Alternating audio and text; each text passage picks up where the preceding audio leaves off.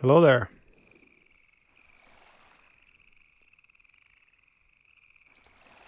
Let's see if we have some audio here.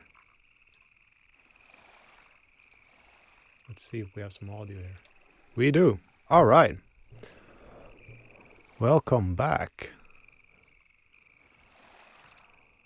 So I've been trying to get the chat here to work so you can see what's going on my screen here. I'm trying to use the Streamlabs widget. Have you ever tried it? I can't seem to make it work. So I should be able to have it here. This part, if I do that. What if I just switch between this one and that one? Will that update it?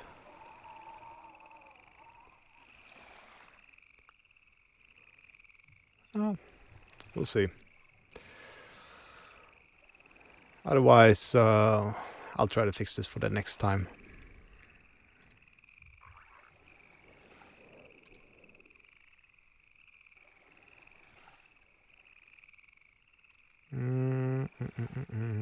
But welcome back.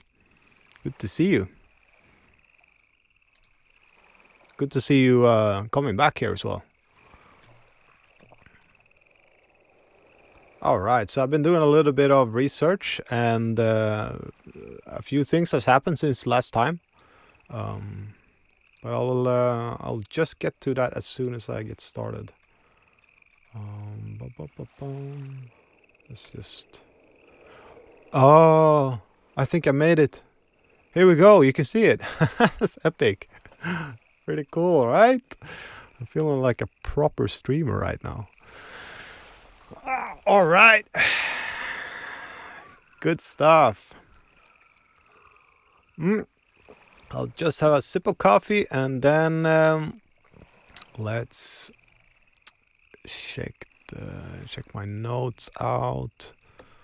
There's an obsidian. I'll need to read a little bit of what I'll say here.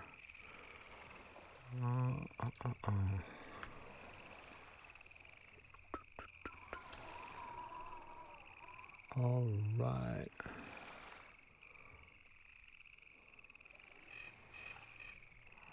Okay, and let's start. Oh, sorry. Like so. So, hi everyone, and welcome back to a series that I call Game Composer Plays. I am Mount West, and I make music for games. I am an award-winning game composer, and I'm also the creator of the AMAPP, which is a tool that is designed to help game composers work more efficiently with adaptive music. So in this stream, I will be playing through Half-Life 2 to explore how the music and its sound design is sort of following the actions of the player, which is what can be referred to as adaptive music. So together we'll dive into the techniques here and the themes and the adaptive elements that have in this game's soundtrack and what makes this game unique in that aspect. So if you're a game composer, you make sure to stick around. So we'll discuss some key takeaways for your own projects.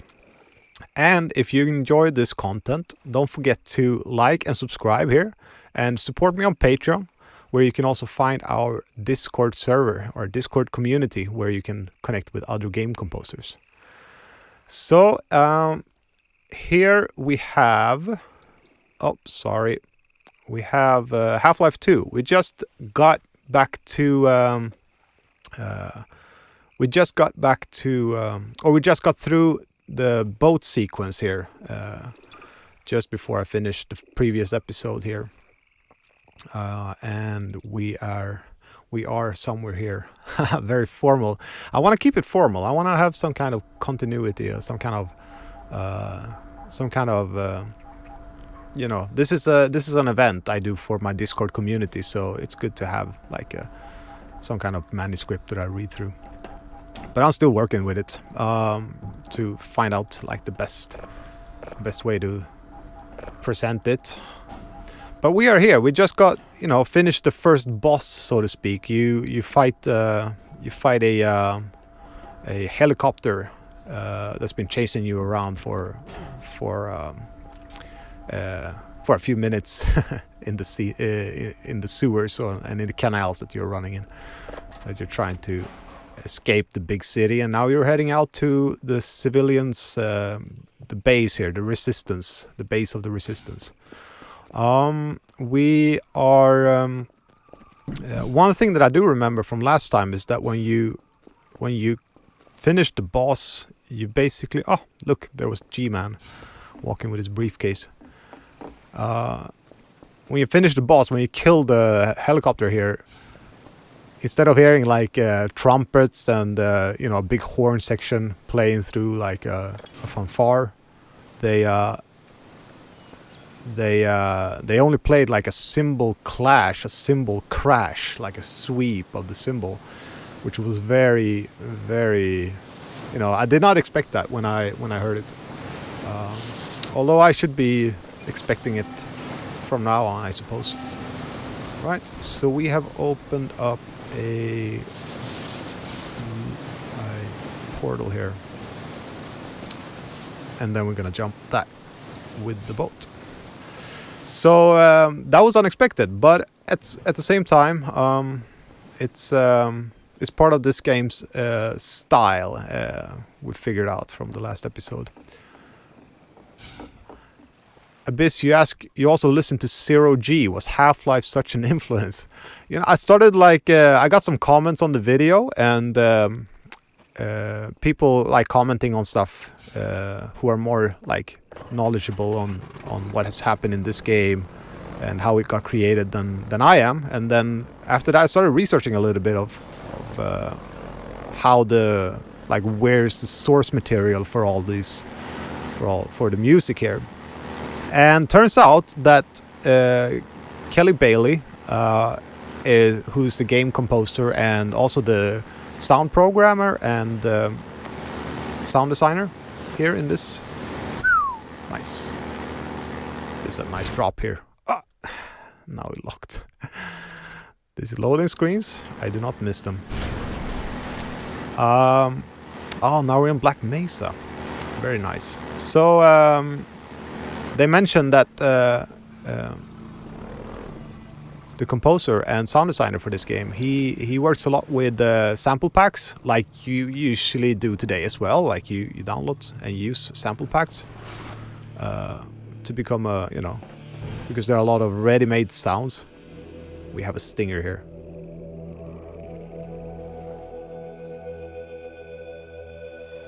This is a nice introduction here.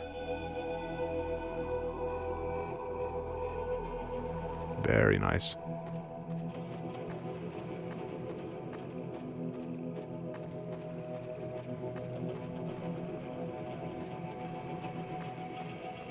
Very beautiful.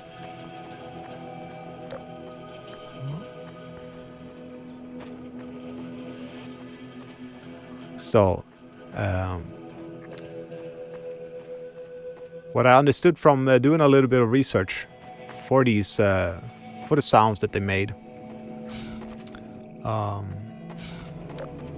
found out he used a lot of, or there's a lot of information about the sample packs that he used for his projects. So, and you can still find them, you know, like they're still available if you want to use them. They've got something. Okay, it's human. And Hello? we're just getting scanned here. So Take it easy in there. maybe try to use samples for tracks. How did Kelly do it? You know, I thought about actually buying one of these. Oh wow, you've seen you. Is that you? You've made it here this quickly. Well, Eli. And I'm Dr. Mossman, Dr. Judith Mossman. I've been hearing about you since long before the Black Mesa incident. Visual effect here. Black Mesa. But you can actually buy them, so I thought about actually buying one of them and trying them out for myself and just look through a little bit of what they could do. and I'll take perhaps it down to Eli right you know away. learn a little bit about how he thought about when using them. Because there was also a few people who asked about like production techniques and stuff like that in the previous videos in the comments We've covered a there. lot of ground in the last few months, but things would go so much faster if we had more people with your training. We're closing in on a reliable local teleport technology, something the Combine still hasn't mastered. Eli thinks their portals are string-based, All right. similar to our Calabi-Yau model, but they failed to factor in the dark energy. Is this? Can you remind me? Is this the part with the car, or is this the part with the Ravenholm? I think the car part is before Ravenholm, right? I'm like thinking. Listen to me, I sound like a postdoc. Feels like I'm just so excited to think that we'll feels finally like this have is like together. their home base, but I'm sure this is just like an outpost, right? Oh, yes. Dr. Kleiner compressed the Zen relay far beyond anything he imagined at Black Mesa. We've figured out how to use Zen as an unexpressed axis. Effectively, a dimensional That's nice, like the slingshot, kitchen there with so we can swing around with, the world and come back in local space with the without aliens cooking food with the hats on. Like I mean, like the writing in this game is so sarcastic. Like it's in a sense they do not take themselves seriously. Gordon Freeman. Let me get a look at you, man. Oh, it is Ravenholm. My God, you haven't changed one iota. How do you do it? Now, So let I'll me- play for like I sent you 1 hour or 1.5 hours and something like that, and then I will As long to get back to me. Welcome to the lab, anyway. go through a little bit of other stuff that I have in mind for today here. It's going to be a lot more like Black Mesa with Gordon here to help. Right, you are. MIT graduates are few. and Also, I've hooked up We'll get my you out of that synthesizer hazard suit and back into your lab. so I can play along. Let me just finish up some work and I'll see what I can dig up. Dr. Freeman? It's pretty nice, right? Give it some Working together. Feel free to look around. give it some mood here. Yep. All right. So we're in the base. There's a lot of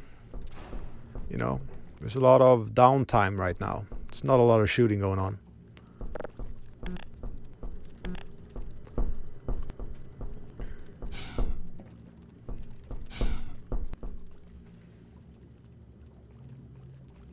Let's try to make it more ominous.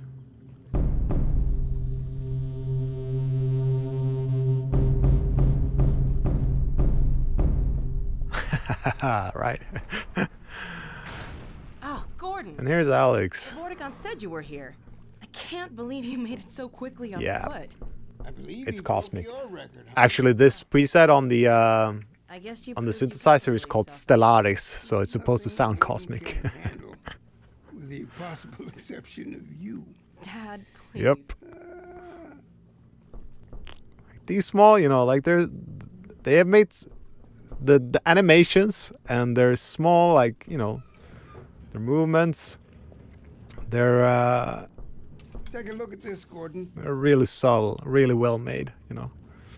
By the way, can you name your top 10 favorite game composers? Do I know 10 game composers? I probably do, right?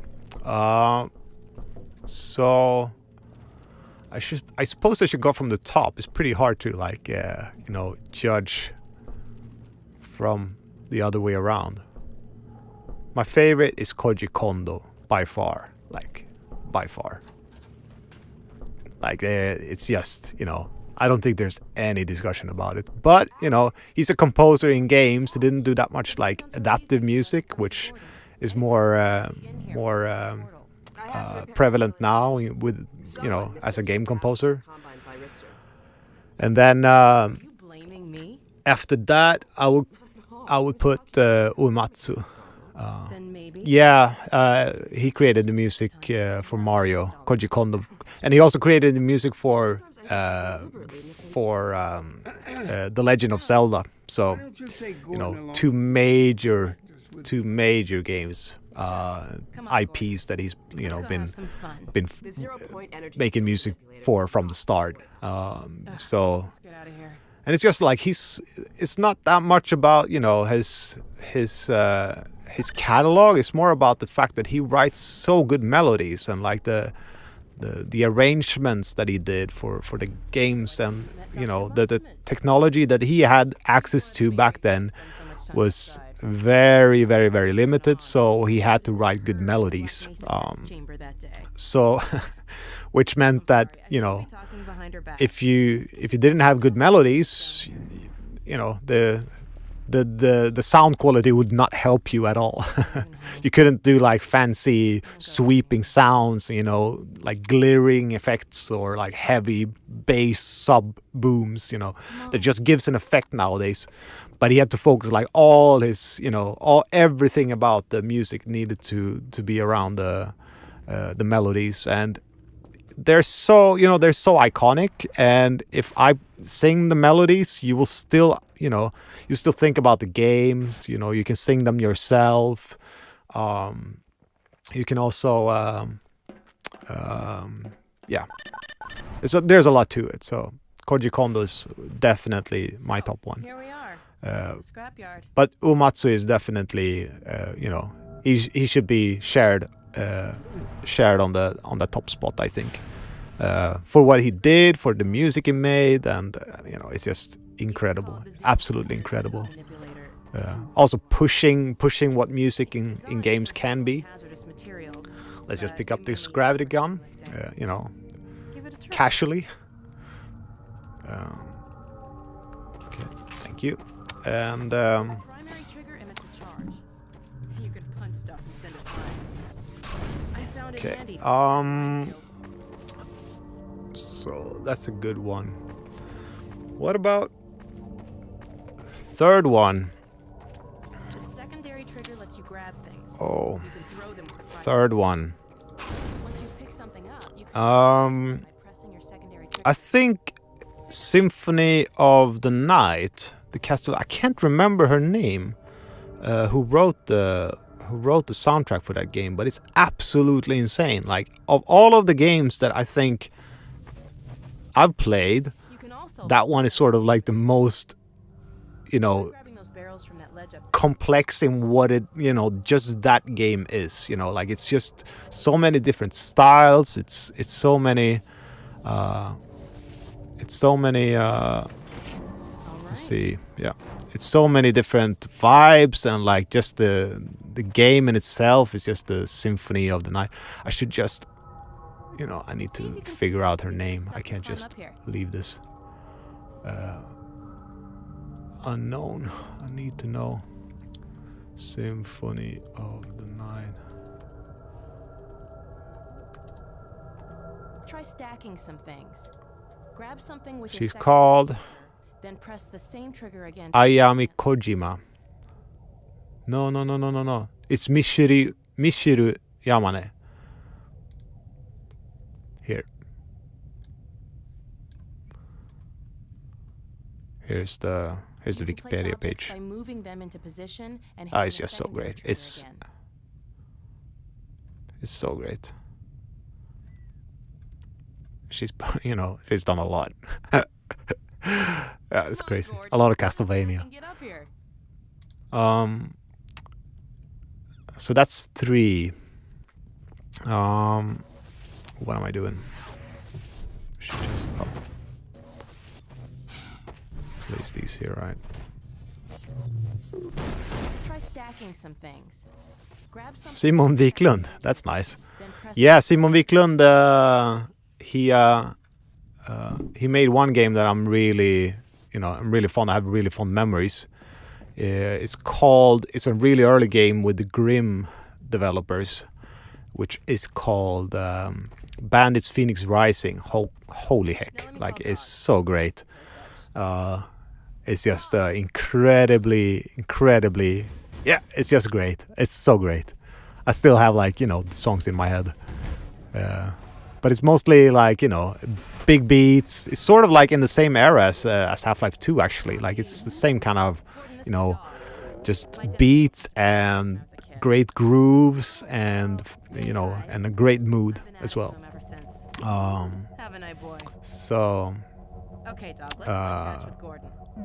that's great. I don't know the other 3 that you mentioned. Let me just Go ahead, dog.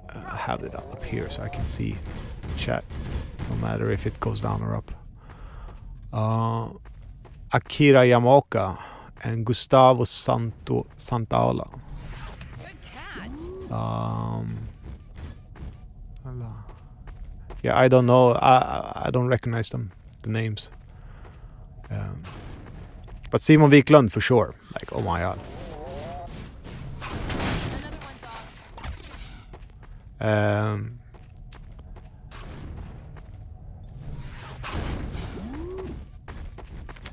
And how about Marty O'Donnell? Don't be sad. No. Big fan of Halo, the Halo soundtrack. Oh yeah, you have to catch these. Oh.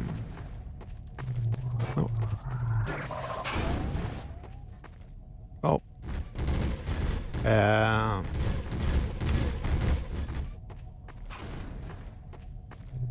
So that's a few. And how about Darren Korb? Oh my god.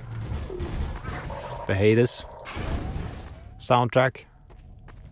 Yeah, because yeah, he's Swedish. Gotta represent our community here in Sweden as well. Yeah, I haven't listened that much more than C418's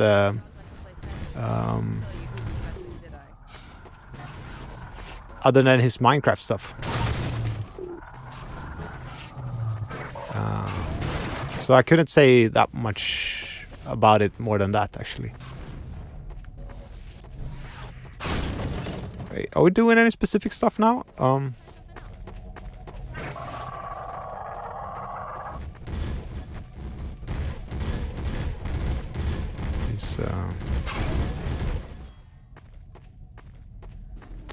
right. I can't find anything else now. Hey, I just threw a ball in there. Look a bit harder. No point. Down. Put that down. Okay. What is it, dog? Oh my god, what was that? All right. Scanners. Combine sweeping the area. Gotta head back to the lab. Come on, Gordon. Now we got action, and soon we got Ravenholm incoming.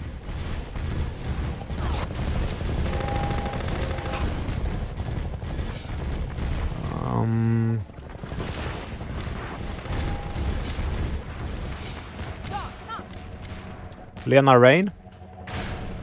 She's a great composer. Absolutely wonderful. It's Alex, do you read? Doggy. What's going on in there? Eduardo. We're in the scrapyard airlock, stuck in a full auto cycle. Is Gordon still with you? He's right here. You two? Who else? Oops. Take Gordon out of here. Who else? Dad? Dad! Damn it! Dog, open the airlock. How many we got? Koji Kondo, Nobu Uematsu. That's enough, dog. Oh, Grant Kirkhope. Holy heck. He was probably the one who actually introduced me to game music in a, like, you know. Oh, now we're stuck. This is it. We're done for. I need to get out of here. I can't leave my father. Dog, take Gordon to the Ravenholm tunnel, then circle around and try to meet up with me. Hurry!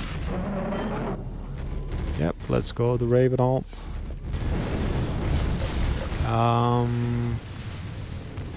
But yeah, Grant Kirkhope is the composer who made. He made, of course, GoldenEye, but he especially made Donkey Kong 64. And I played a lot of Donkey Kong 64 when I grew up, and I still am very fond of the music there.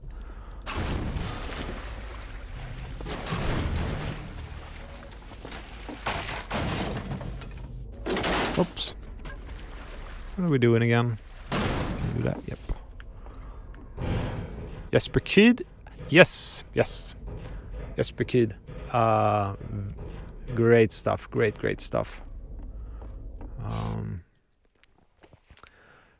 Let's see. We have some music stinger here now. Vi går inte till Ravenholm. So that's Ravenholm.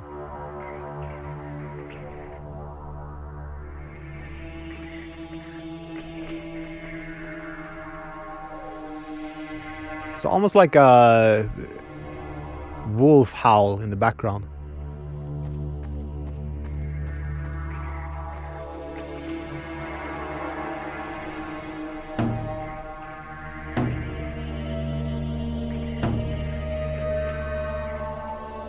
All right, small minor steps there.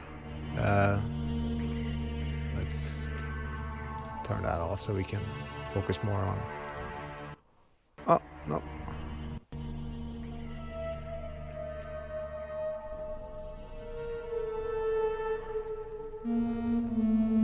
Yeah. Very scary stuff, right? Oh, wait. I'm losing my mouse pointer. Here we are. But it's very, you know, like the very spooky, yeah. But they also, you know, the... Was someone here? No. And this is a nice introduction to like saw blades. Yes, you can you can launch them at zombies. Oh, we should go.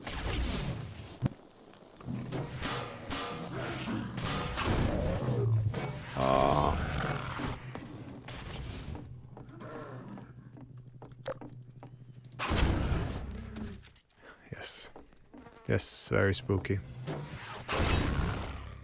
But that's a good technique. Good to know. If you're a game composer and you want to make something spooky, use minor seconds, like the smallest steps that you can make on the keyboard. Let's see if we can find some. We need to have these. Just make him relax. This guy.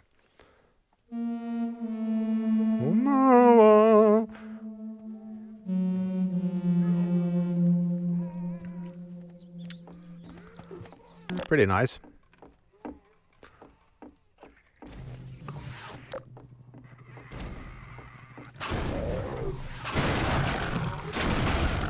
All right. I mean, we're so overpowered from the start with this, like it's crazy.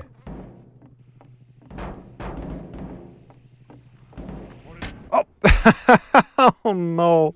Demons which dwell in matter, but in whom no light may be found. Now we heard the Reverend, right? What tone do you like to write music in? Minor or major? I like minor. I prefer minor to write in. There's something about it.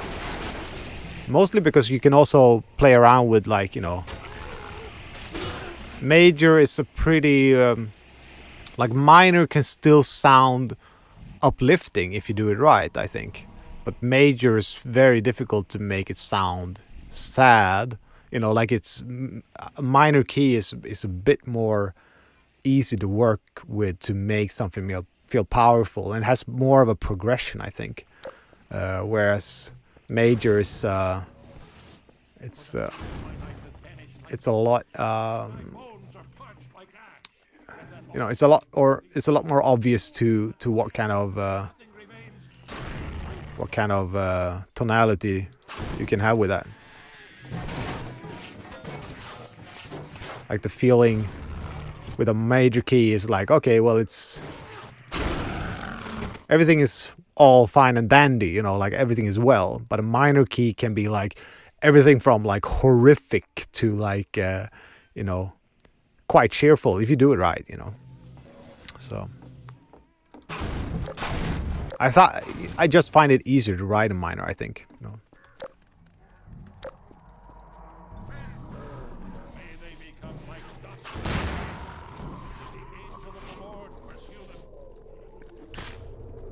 Yeah, but you know, minor can also be dancey. Like that's the thing, I think, you know. But major, Well, I suppose you can write it like a sad tune in major.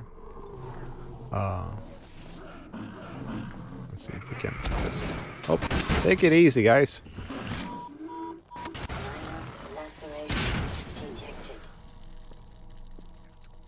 Hey, Fox. Look what I got. I still haven't forgotten about Eduardo.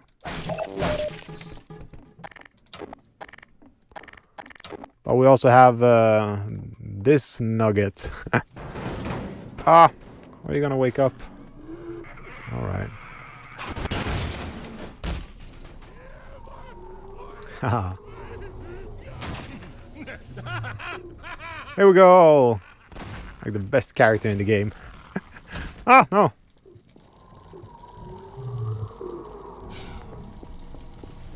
Let's let him have his proper introduction. You know, fiery flames, and here he stands on the balcony preaching. More than that, I cannot promise. Yeah, I think we need a dedicated name for this this little nugget.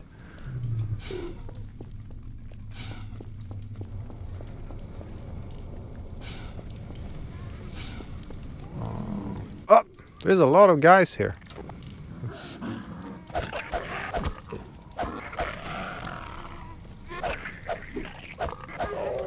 Oh.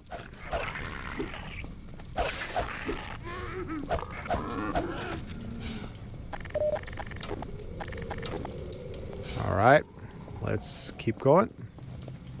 We should head in here, right? Or are we? No. Just heading up. Oh yeah. There's a lot of switching in this game. I can't wait until we get the... Can't wait until we get the...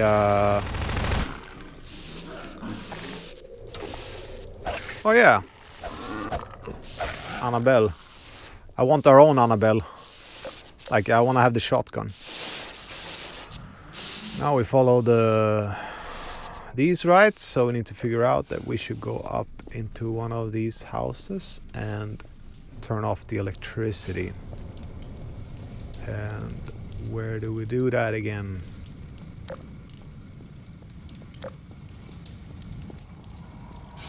Yeah, I'd completely forgotten about all these details about the names that they have.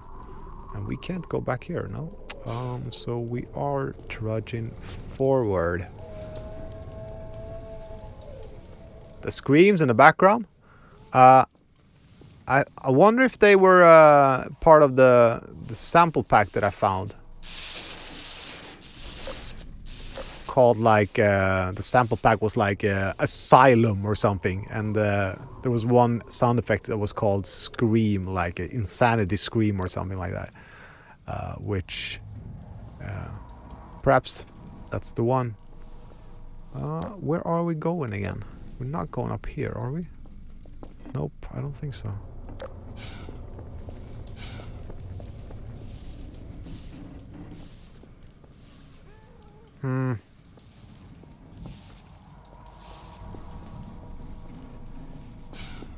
Well, am I stuck already?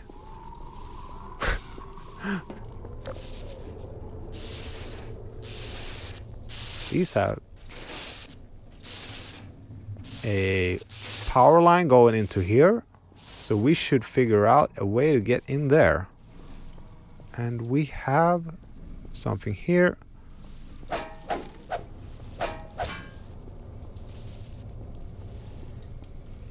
But it's inaccessible to us right now. Although we do... No. Alright.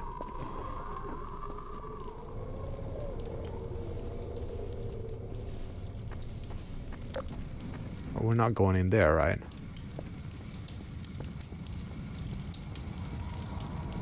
Nope, nope, nope. Do you know? Do you have any clue where we're going? No, of course.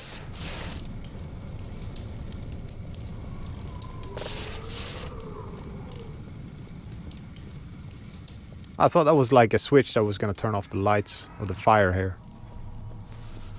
The Gravity Game's name is Poofy because she makes everyone go poof. Especially in the last level.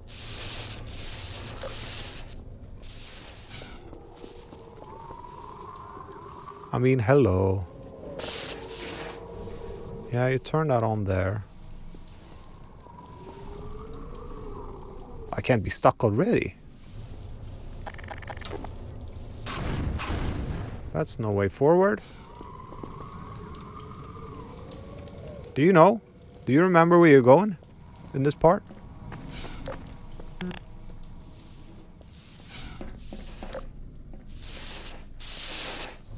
mean, I can't jump up there.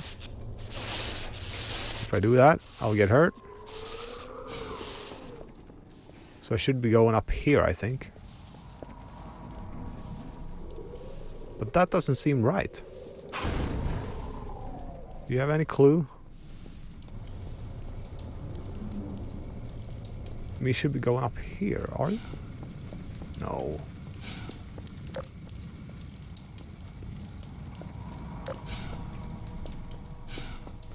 That's unfortunate. There's nothing here. Like, and there's no entrance here.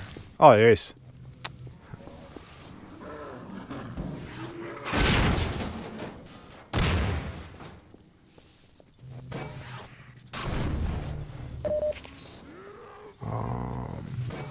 No worries. I got you. We're through. Oh. I mean, you're so overpowered with this gun. Like, it's almost boring. Oops. Oh. The only one who can kill me is myself. How am I so good?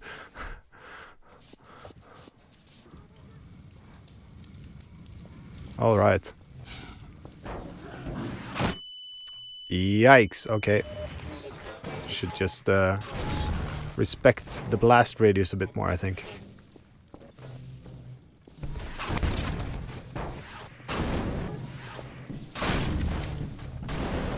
Ah! You see? Oh no. What was that thing about the blast radius? I can't remember.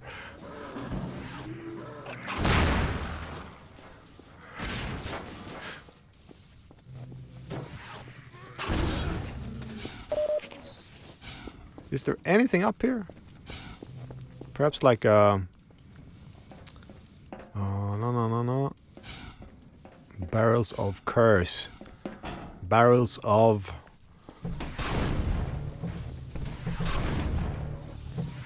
poof. Let's just be on the safe side here.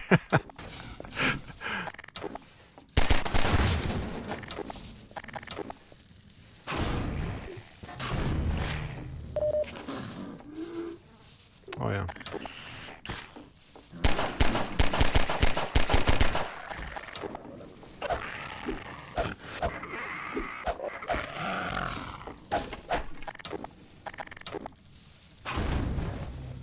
Okay. Wakey wakey. You're so overpowered here. Oh, and then you have these fellas.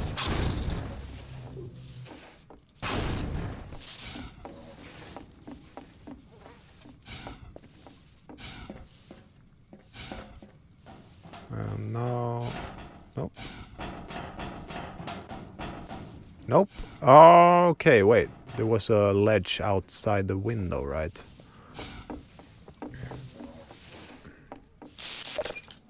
Here we go. Oh yeah, that solved it. And now we can go down.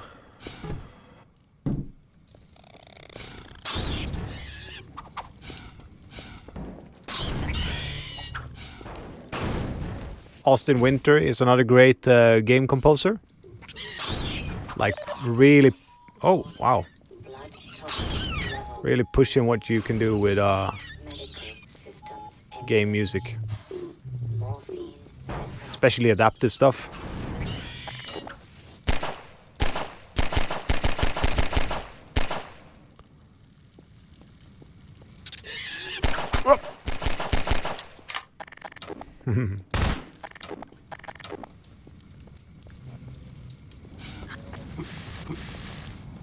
All right.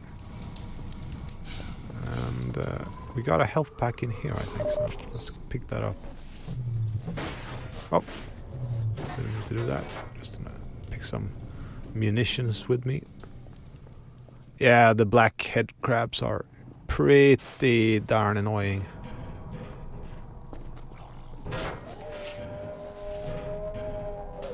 Especially the runners, like the doggy running things. Oh, we get another Annabelle. Make free use of my We'll get the shotgun. Take care not to Ah, that's nice. behind you. Kaboom. Kaboom. In Ravenholm, you do well to be vigilant. To be vigilant. How is the volume for you guys? Do you Oh, I thought he was gonna throw another shotgun. Doesn't he do that in this part of the game? Where are we heading now? We're heading down here. Is that later?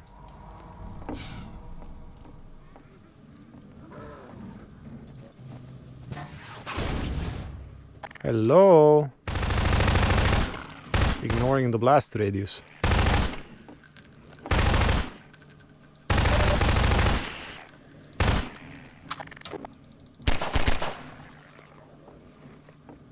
Yeah, it's later.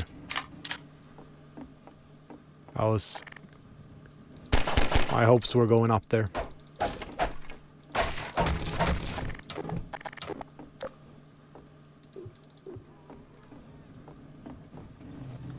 I just love shotgun in zombie games. Oh no. Ruined the surprise. Kaboom. Okay.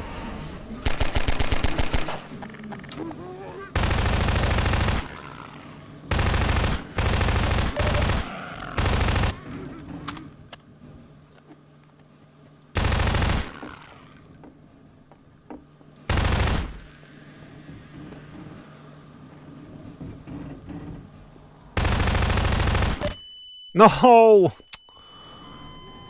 Oh yeah, Gustav Greberg. Yep. Especially It Takes Two. It was a great effort. Together with Christopher Eng. Great.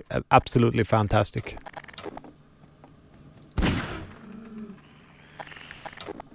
But you should check out his, like, his pre-fame kind of stuff. He made something under the artist name Lizard King, I think. Which is a lot. Like he has a lot of stuff out. It's like unreleased on YouTube. Not unreleased, but it's a lot of collections with his like old tracks. It's really good.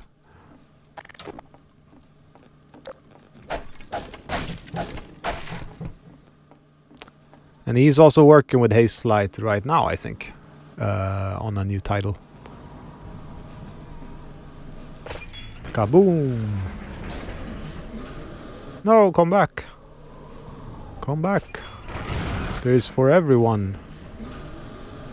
There's enough car to go around for everyone. Can't you? You can go up with one of these, yes. So you go up here and then you get access up there. I will find another game to play. Oh yeah, you need to activate the other one. Oh, you can't jump over here, right? Nope.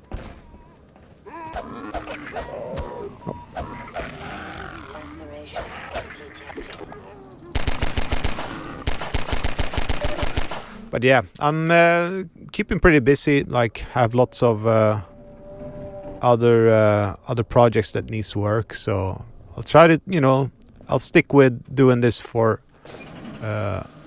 like one session every week.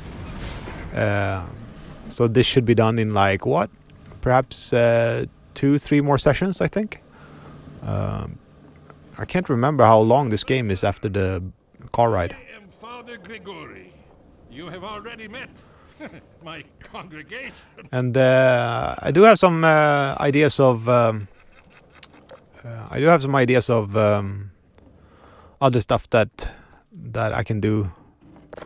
The sort of online activities, like perhaps doing. Oh yeah, A Way Out is also one of Gustav's games. But I do have like I would like to try to find other ways to stream if there are ways that other people would be interested in. Perhaps doing some tutorials kind of stuff. Because I know people have been asking about it, so it would make sense to do some of them. He's so trigger happy, this guy. It's like, You, brother, I apologize. I'm done. My bullets are the least of your concerns. Yikes. Detected.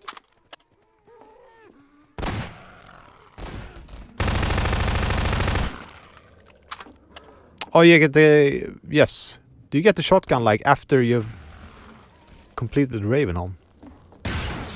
And then he runs off like the madman he is.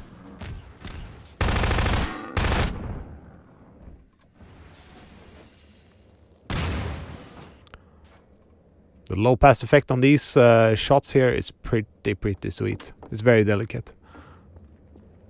We are doing again. I will need to go down here, but let's just do another stuff. Do you have any other favorite game composers that you like? Do you know Two Feathers? The team who made Metal Hellsinger?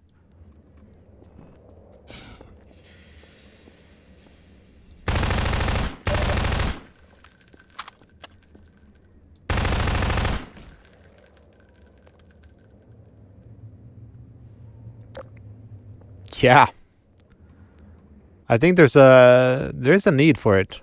There's a lot of people interested in game music and want to figure out how other people make music for games. So it does make sense to like try to find people and give them a platform that they can use to talk about their techniques and stuff that they are interested in about game music. Because there's a lot of ways to make game music. Although they call me crazy, I care not, for thou art my helper, my strength, and... It's also great, like the ones who have like no legs, they can still walk around, like crawl themselves up to you. Oh yeah, and let's...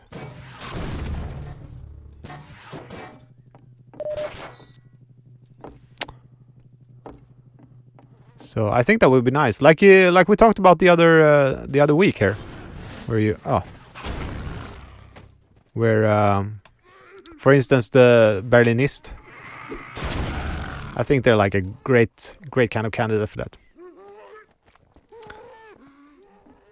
Yes, Hotline Miami is up on my list, very far up. I'm not sure if I want to play that just after this, but I'll think about it. I need to ask the Discord community as well, because so like they supporting me on Patreon, they should have like a first say in it. So Tobias, for instance, he asked about Portal 2, so I was thinking perhaps that is not that long either, and I'm not sure if I need to even finish the games either. Like for instance, Half-Life 2 right now, it's basically like what we have heard is basically the extent to how they use music and how they trigger music with the gameplay. So this is pretty much it. Can I get him though? These sound effects, Whoa, whoa, whoa. Oh.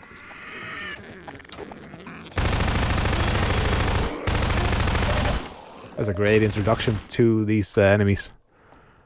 And you get one. So you can like get a feeling for how they're gonna act.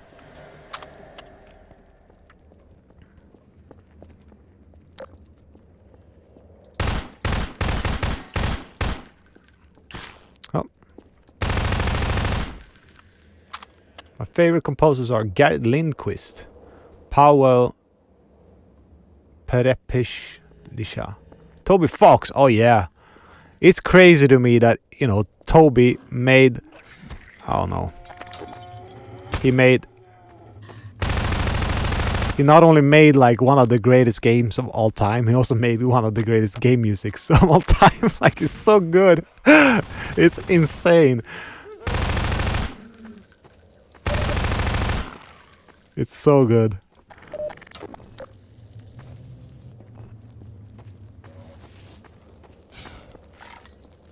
You know, like it's there's some tracks in Undertale which is like, you know, timeless kind of tracks. It's the same kind of thing with Koji Kondo, I think. It's like the melodies are so strong, like they're so well written, and yeah, they're so well written. So it's just so memorable. You listen to them and you understand. You don't have to like know that. You don't have to know music that well to understand like these melodies have something extra with them. Oh no, I'm out of ammo.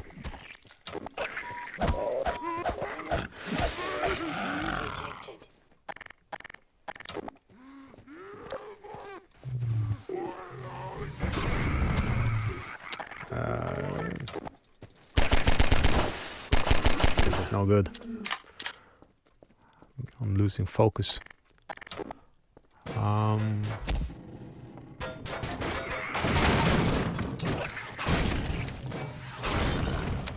Oh, no. Oh! Minor laceration detected. There's an interesting sound effect here. When they hit you, there's like a deep tone there. Like a broom, broom. I wonder if that's like to indicate to you that you are low on health.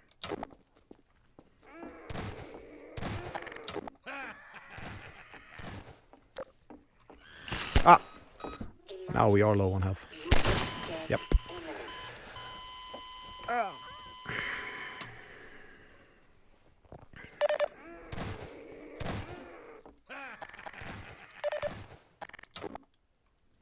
Alright, how do we do this? Minor lacerations detected.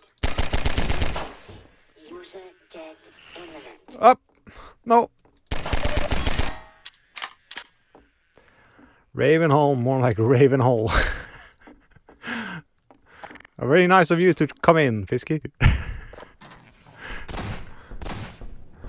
Here, brother. Do we get a shotgun now? Yes! Here we go. A man after my own heart. Here, I have a more suitable gun for you. You'll need it. Every zombie game needs a shotgun. Keep it close. My advice to you is aim for the head. Hush. They come. There is no rest in Ravenholm. Move on and I will meet you at the church. The grave holds nothing worse.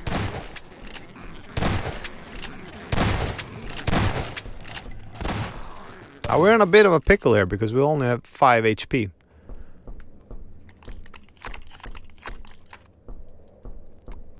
But reload sound is pretty nice. It's like a nice sounding sound. Alright, let's see. Do we have any health packs lying around? Just loitering around. Yep. Where are you? Yep. Lag.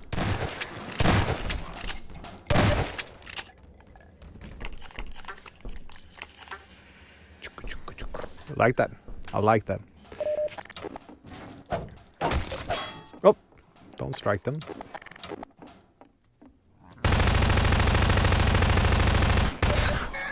No!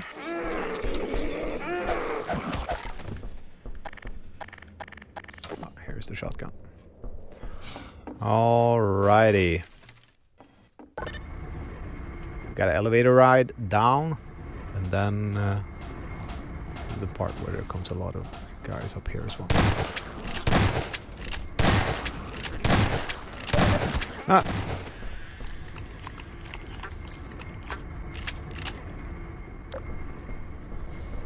It's not open just yet.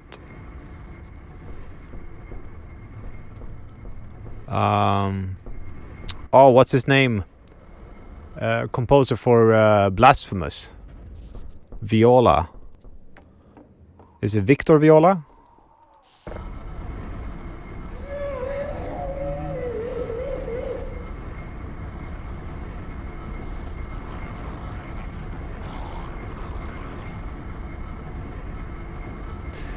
All right.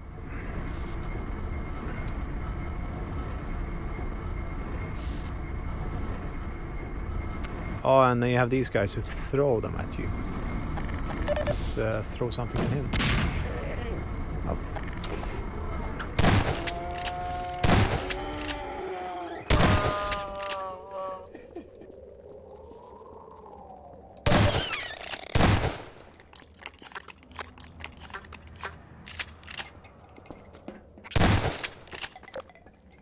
All right.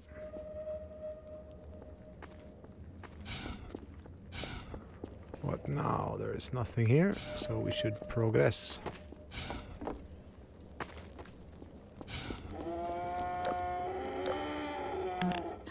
Agonizing sounds. Oh. Apparently they pushed an updated release where this music thing, like when they cut between the loading screens, has been fixed.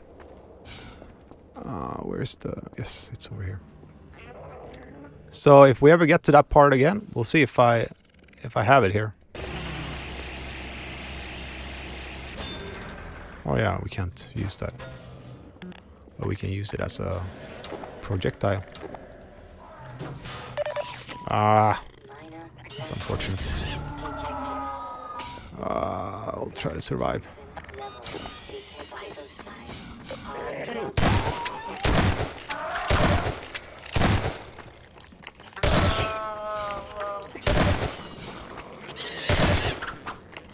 What?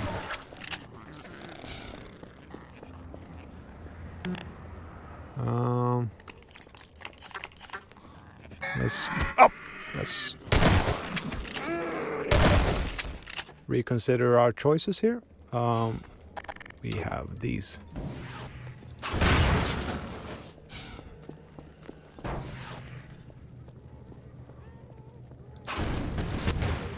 That's nice. That's very nice.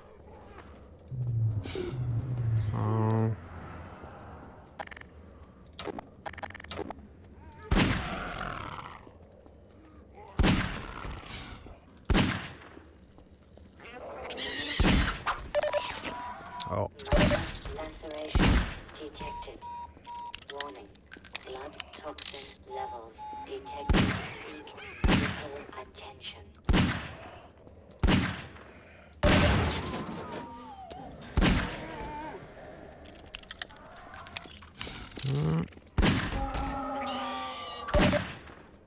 Ammunition depleted. Oh. Depleted. We're just not saving our ammo at all here. Where are we going again? Minor lacerations detected. In here, right? Isn't it?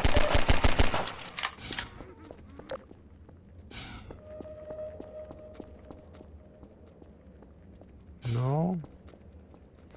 I mean, you can go here. I don't think that's it. Oh, that's unfortunate.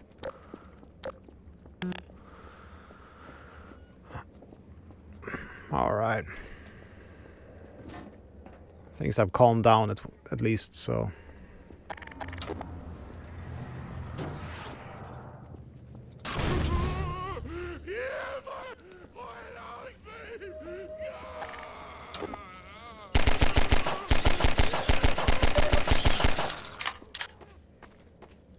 Oh, we can jump up here. That's it.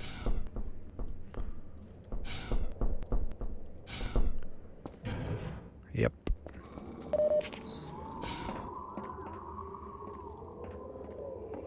As long as you find health packs and ammo, you are progressing.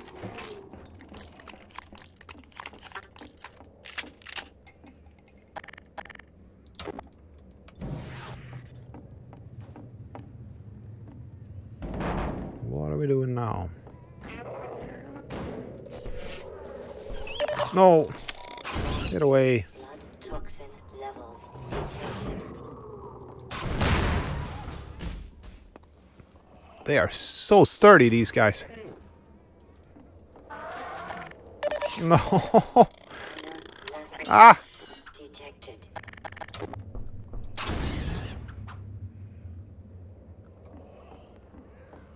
Okay, where are we going again? We need to get that platform over here. And we need to use something in order to get it there. How was it again? We can follow a power line, perhaps? Do you guys remember?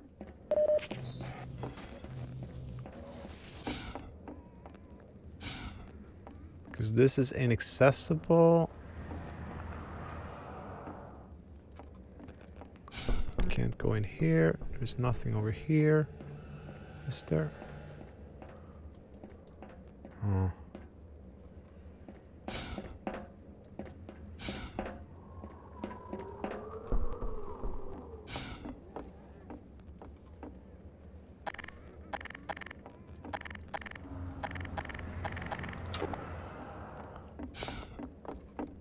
Poison hemp crabs are very scary and wild creatures.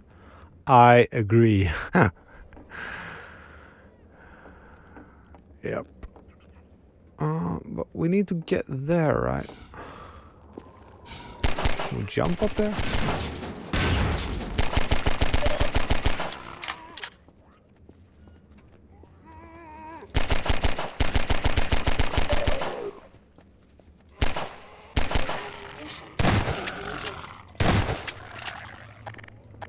Oh, we're all out of ammo. Yep, we can go up here. That's it.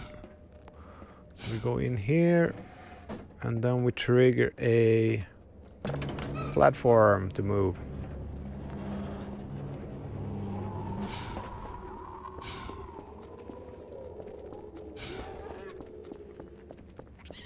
Now we can go back up. But I am a bit worried about our ammo situation here.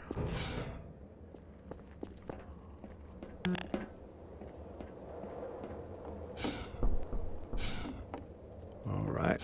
Nope.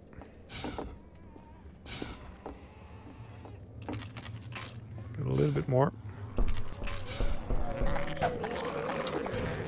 I mean, we're not loaded. Oh, we are loaded. No!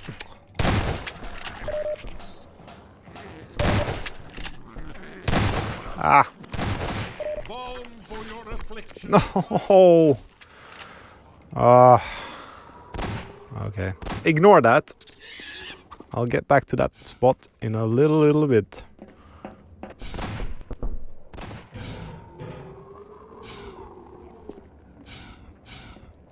We haven't had any... Okay. We haven't had any music in a while, I was about to say. These screams that they make are so good.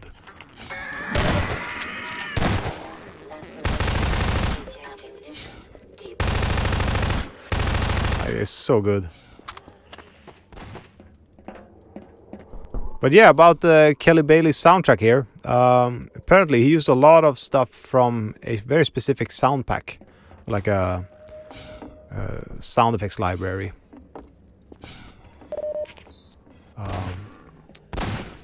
Which I had in mind I was going to show off a little bit later. I fell down again! What the heck? Oh no.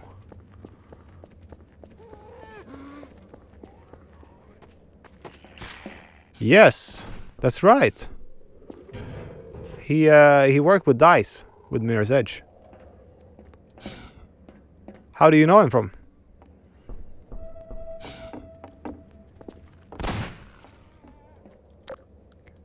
Oh, there's just no ledge here. Oh, I fell on this thing like twice.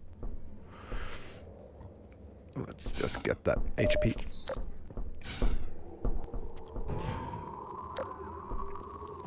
How came you here, brother? This is the wrong side of town for you. Did I not tell you to seek the church? Mend your ways before it is too late. All right. And these moments where you're just like, okay, let's see how long we can wait until we can line them up for one shot. It's great. So nice. Because the soundtrack from this game is in my playlist, and I played the game. Oh, the Mirror's Edge soundtrack.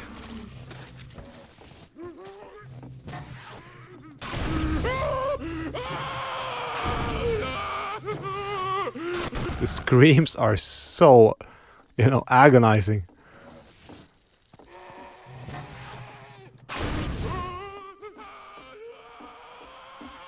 All right.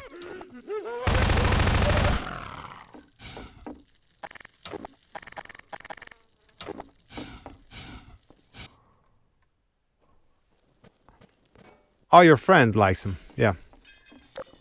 I thought you said his the solar field is your friend. I was like, oh really? Oh.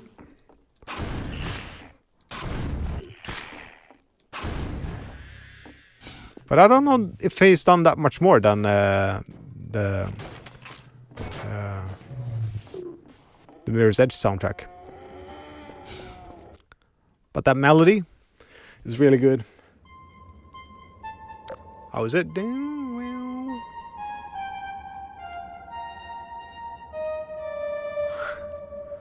Yeah, it's really good. Bang, bang, bang, bang. Dong, gong, gong, gong.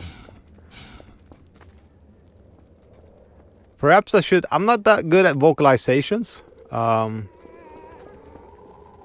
Wait, we're back here. Yes, because we need to go to the church and something has changed. Has it?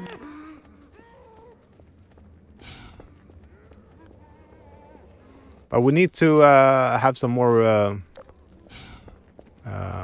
we definitely need some more zombie sounds for the game that we're making.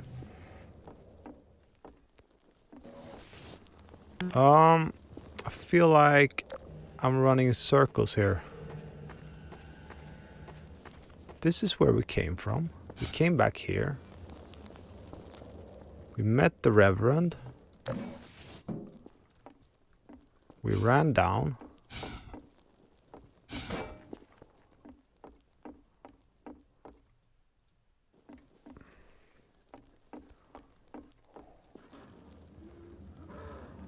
And what now? All right, let's just go down.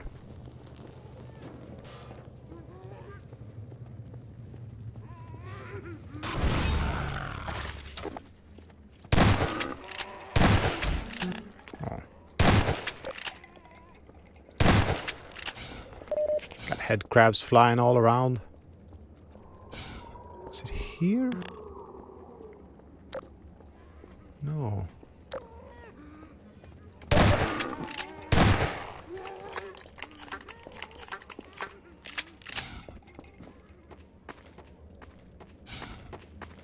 We need to go to the church.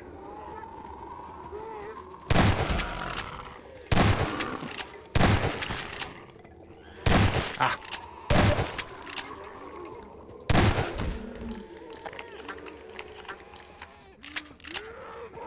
I noticed some releases appeared on your channel, and there's a topic channel with your name.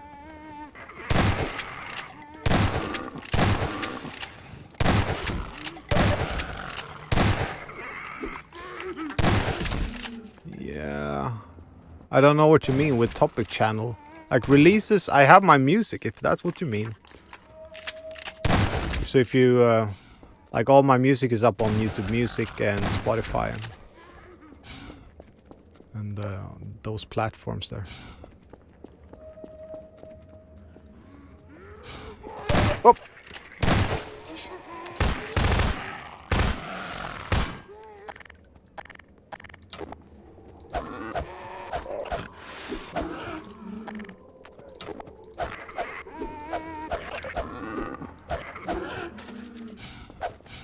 I feel like I'm running in circles here.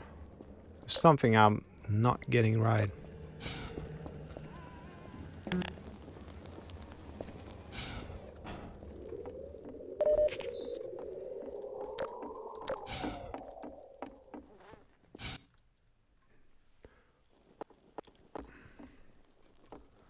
We got here.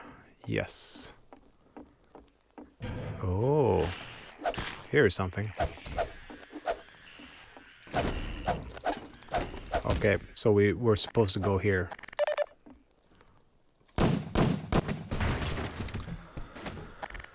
Yep.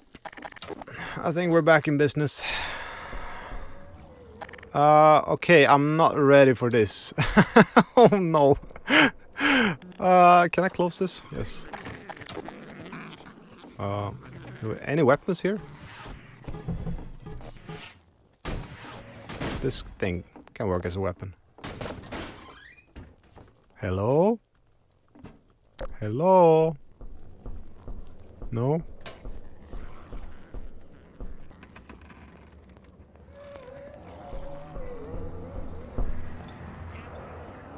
Okay, but we're getting close to the church, so we're on our way. But we have no ammunition. I mean, this is actually why Ravenholm is a bit scary, because once you're out of ammo, you're a bit, you're not in a good spot. Okay, where are you? Oh! Woo! Hey! Okay. Yep, I'm not ready for that either. Is there no ammo at all? None? Come on, help a brother out.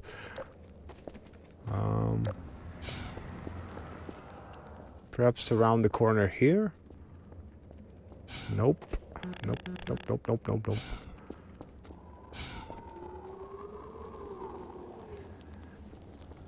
Jumpy, jumpy.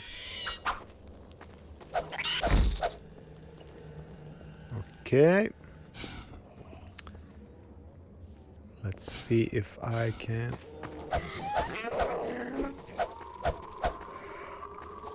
Whoop. You respect the game Cry of Fear. I don't know that game actually.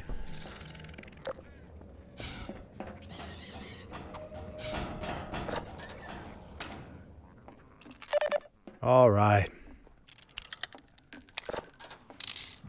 The Lord has heard our prayers. Can you tell me more about the game? Cry of Fear.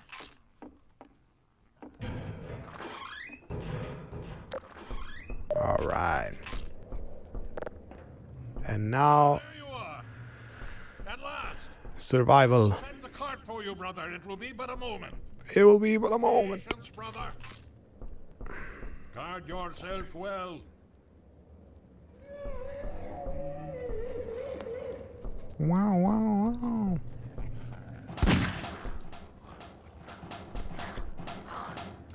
Also, Gareth Coker, if that's how you pronounce his name, has made some. He made excellent stuff with Ori and the Blind Forest. It's a horror shooter by the Swedish studio team Psykskallar. I like their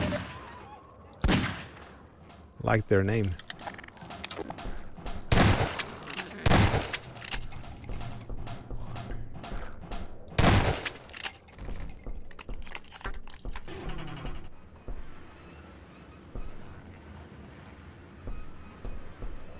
I don't play that much horror games.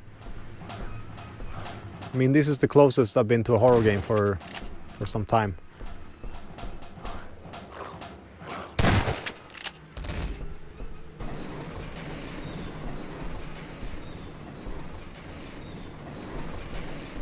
I remember this part as a lot more nerve-wracking than it is right now.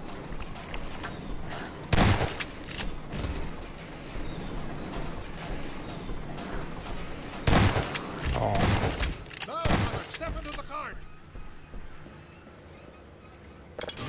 The handbrake, brother. Release it and come down.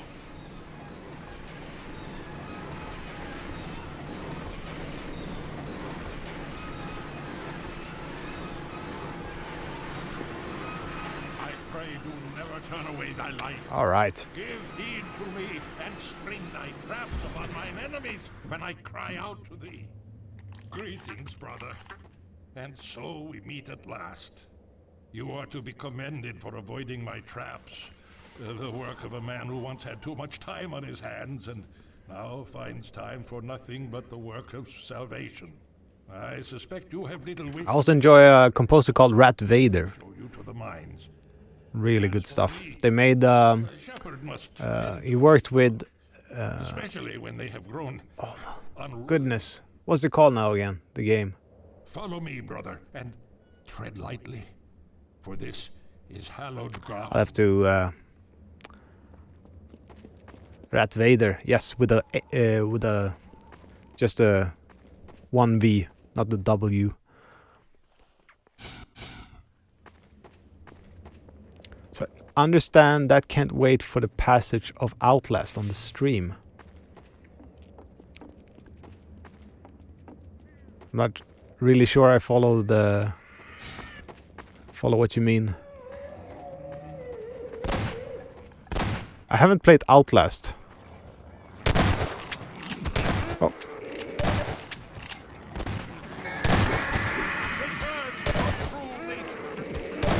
This guy is so badass.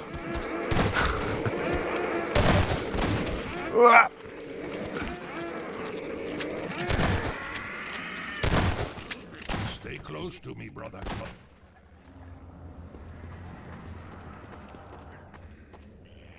Oops.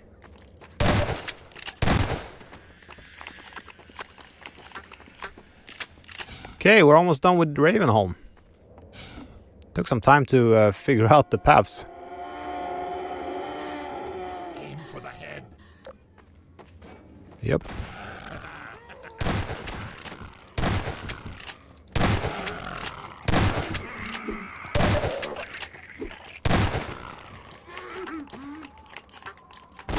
The grave holds nothing worse for you. Yes, my children. Yeah, I did play like Amnesia. I suppose that's like the most horror kind of horror games I've played. And the precursor to that, or is it Penumbra? Is that a precursor to Amnesia? I think it is. But yeah, I haven't. That's not really my type of games, I think. Balm for your affliction, child. Perhaps should try a bit more of them, just to get a feel for them.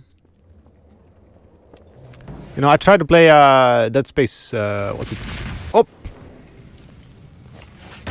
Dead Space 3, I think, or 2. And yeah, I couldn't really get through it. It was a bit too much for me.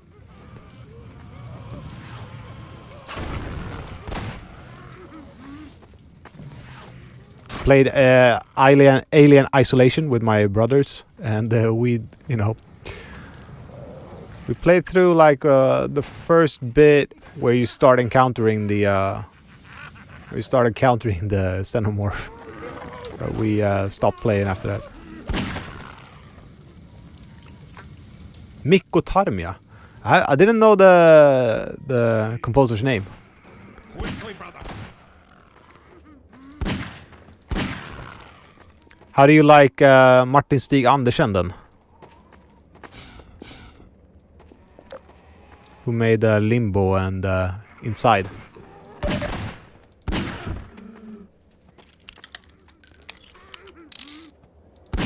He made Inside with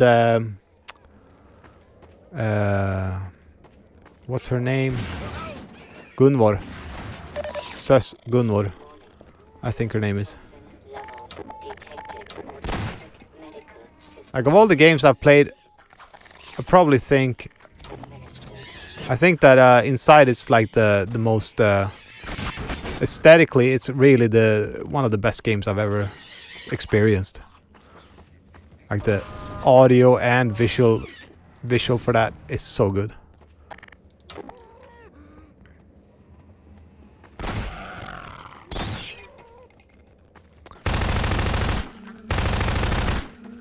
Yeah, check the composer out. It's OP. Okay, that's great. Yeah, I love Limbo. Hurry while I hold the gate. Yep. Okay. Go quickly. That's it. We did it! Farewell, brother.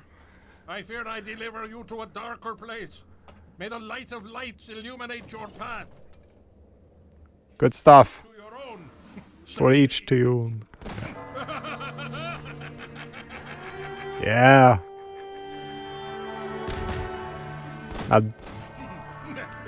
Like this is the kind of effect that I really like. When you've like accomplished a major part of something, you have like, you know, at least some kind of melodic stuff, and you have like something in the audio field where you feel like, you know, you have really overcome something. Unlike that, the helicopter chase that just ends with like a downer, you know. No, he's gonna survive, you know. He's too badass.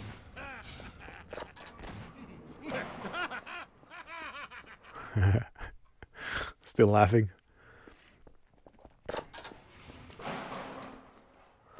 Oh yeah, now it's down into the underground. And let's see. Yeah, you can do. That's a long drop. Whoop! No! Whoop! Major fracture detected. Let's try that again, okay?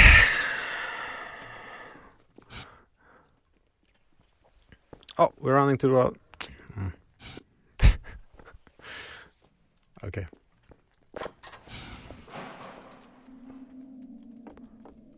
No, no, no, no, no, no. That's not it.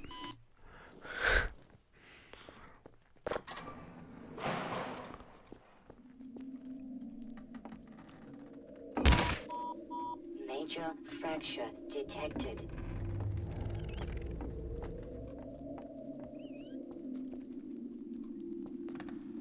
Okay. Let's see.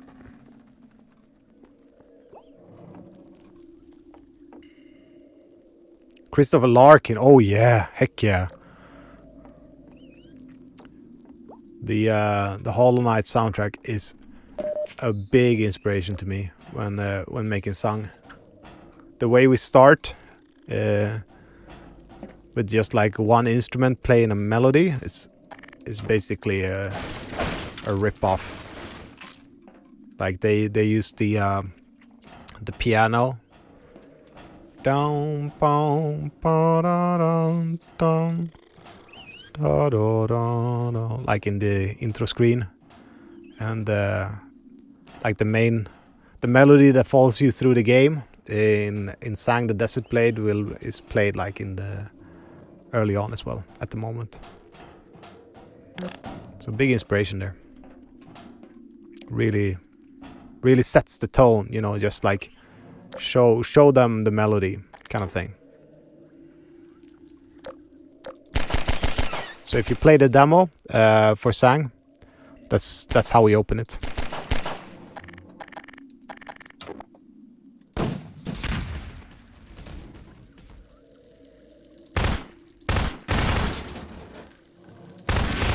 See if we can get rid of as many of these as possible before we jump down.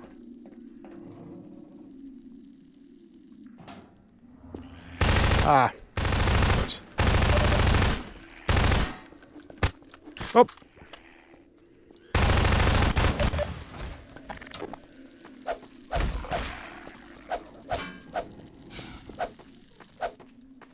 Get back here. Okay.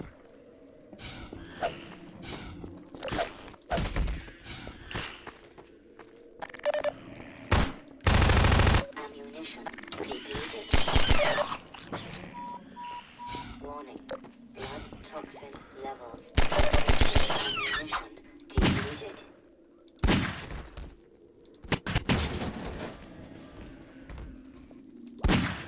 Ah. Minor lacerations detected. Boom.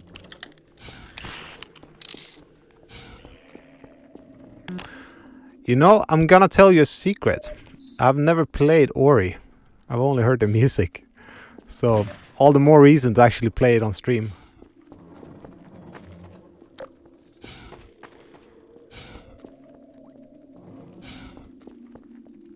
Ammunition depleted. Okay. I'm wondering, like, if it's... Ah, this is no good. Lacerations detected. Warning. Enzymes. I'm not a liar. Oh.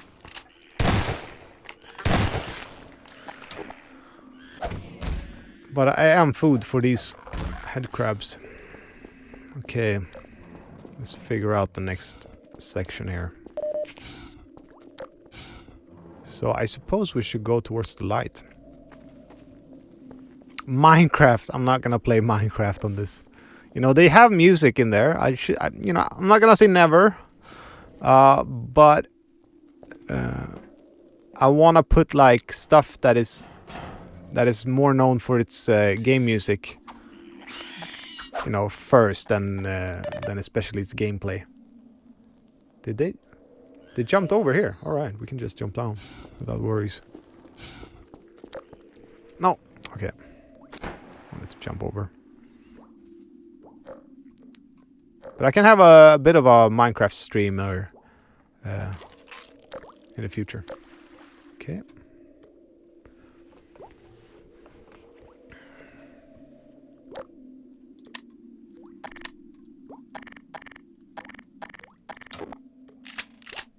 Okay.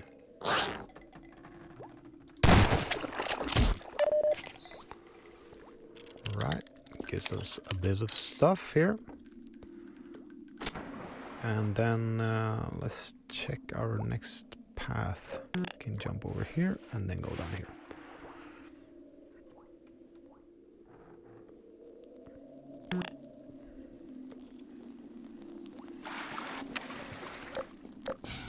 Oh yeah, this section. You start the thing and okay. I'm too eager to get going.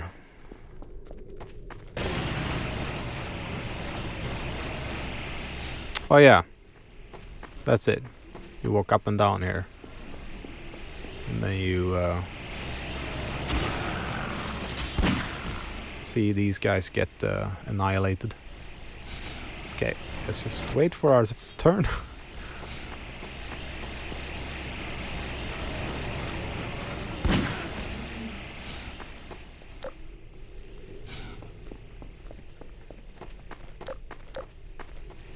Oh. That's it, guys. We did it. We got through Ravenholm.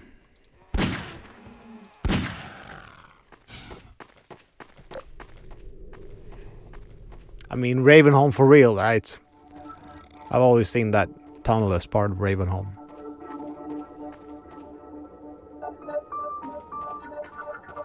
And where are we now again?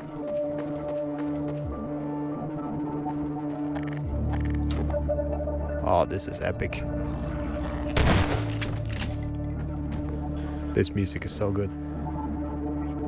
Let's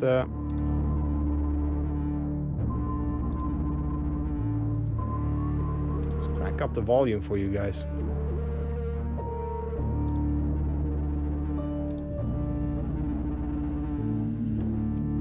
Yeah, the distortion is so good.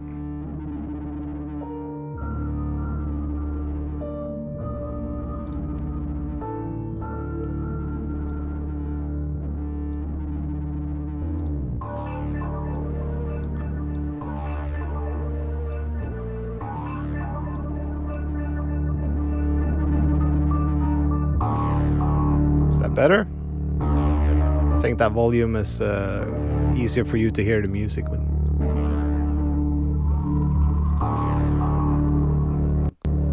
And then in here we can go in and just lower the game volume a bit more, so like that.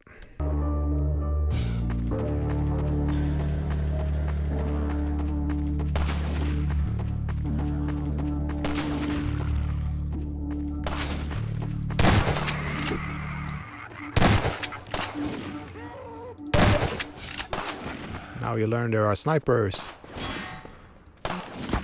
Oh yeah, eventually you get that guy's weapon.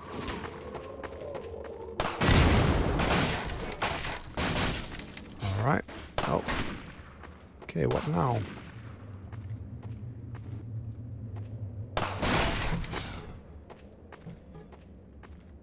Oh yeah. Just that's it. So there's a car section somewhere up here, I think. Oh, that's not a good throw. Blood loss I was thinking should wait for that.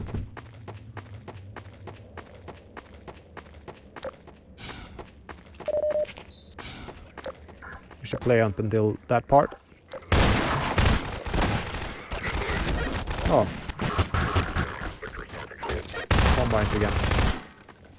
So we play up until that part. And then I'll wrap this up for today. New weapon. Can't remember what this is called, but... Oh, and then we don't get the sniper rifle yet.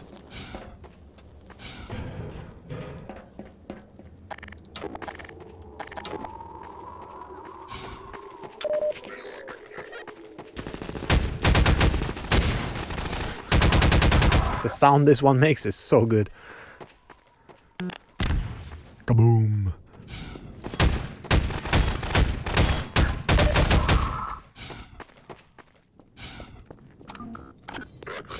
It reloads so nicely.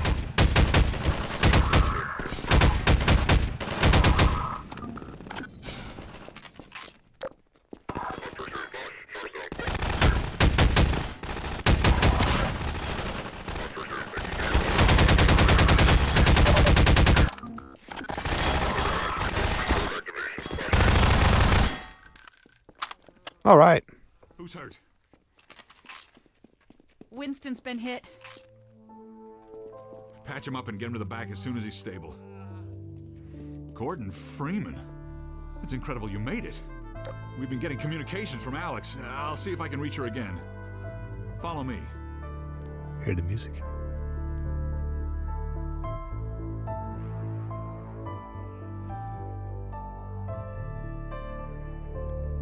Wow. Over here, Dr. Freeman. The music is really nice. Really nice here. Over here, Dr. Freeman. I think that was the first time there was actually a melody, like a distinct melody that we hear in this game. It's Leon. We're all clear. And I've got Gordon Freeman. Dr. Freeman, you're kidding. Something like that. Look, I've been on the line with Alex. Her father's been captured. Over here, Dr. Freeman. Eli Vance is indispensable to the liberation.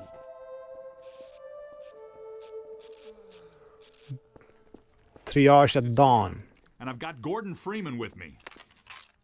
Hi, Alex. Gordon, I survived. thank God. And I met Taken my father. He's met been the taken to Reverend. Nova Prospect. The Vortigaunts tracked the ship that made off with him and Judith Mossman. I'm curious about if the volume setting that I set there inside of the settings is actually making the entire It used to be audio from the game, It's something including the much music, worse lower. than that now. But I think it's still easier to sneak And in the music volume is just like, 5 minutes on foot. It's spawning season for the antlion. it's baked into that.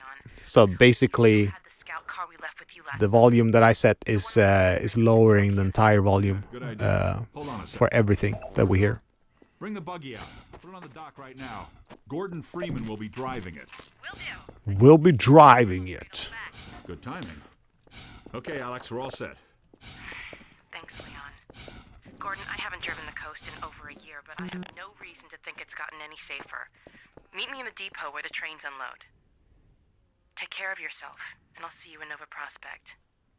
Bye for now. Oh yeah, and then we Okay, go Alex, to the before you go, train you might wanna grab station. some med kits, restock on ammo, maybe check the After see where you're that, we There's an ammo re-enter injector the on back of city, car, if right? That's any comfort. And Stay with then the car, make use of the thumpers. the Stand a fair chance of uprising getting out starts, I think. All right. I'm trying to recollect like the game here. Freeman. The car's all ready for you. Hop in and I'll lower you down to the beach. Yep. Good, here we go.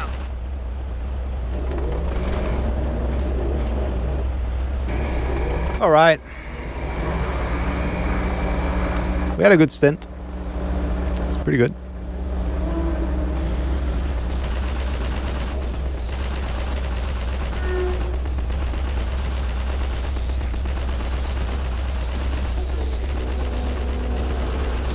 Your magnet's failing. Hold on. Sorry, Doc. Whoops.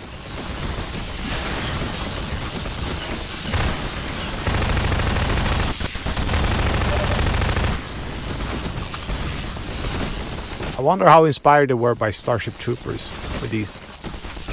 I mean, these are pretty... In a sense, they are generic, you know, arcanide. Get that car up, right? Get the hell What's it out called? of here. They are generic, sort of Get that car up, right? Get ant-like the hell out of here. enemies. How do we do this again? Because I can't flip that around, right? It's not like Halo. So I need to run up here. Get that car up, right? Get the hell out of here.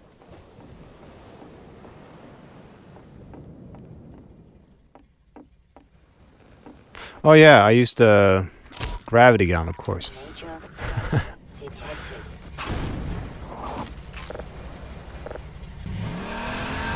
Okay.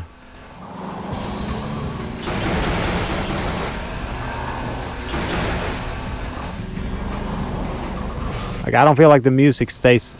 Oh, we're stuck.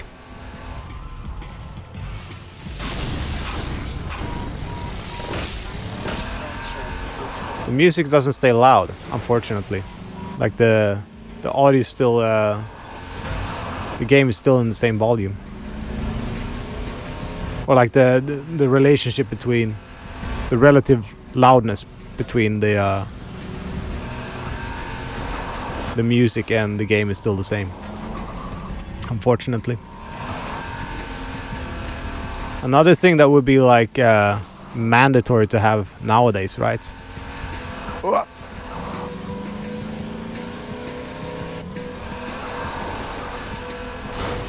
Aren't we going up here?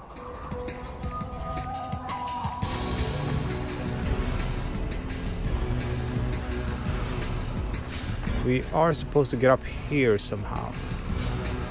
So we can start driving over there. Do you remember?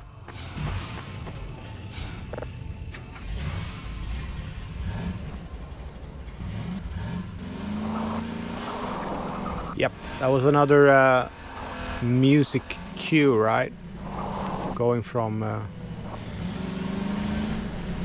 not having the car and then jumping into it and then driving around and being epic again. But I am a bit perplexed here. Aren't you supposed to get up there?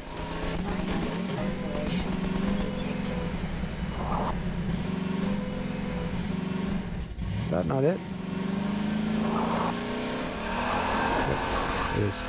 Alright.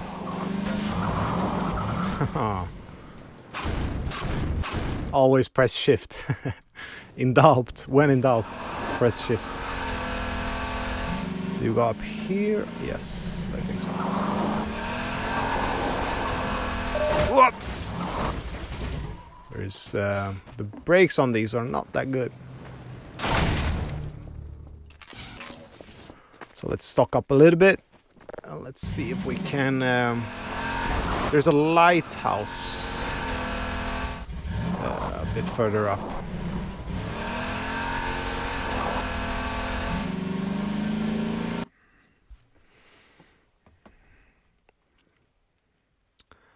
Well, we've almost been playing for 2 hours now, so perhaps I should wrap this up. Anyways. Whoa!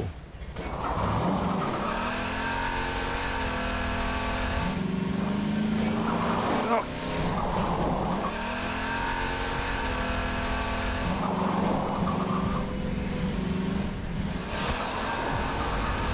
Oh, then you have these things that scare them away.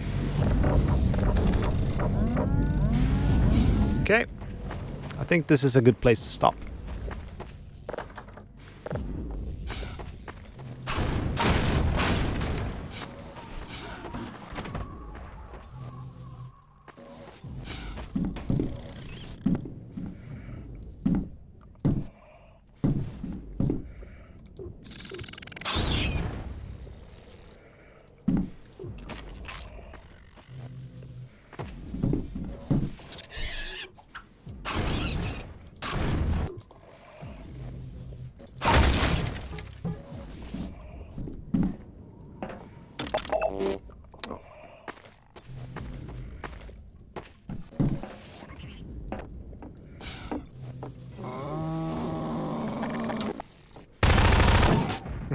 Oh, yep, I'm getting tired and hungry. My decision making is not in its top right now. Oh, wait. Oh, okay, I'm full on. Where did you go?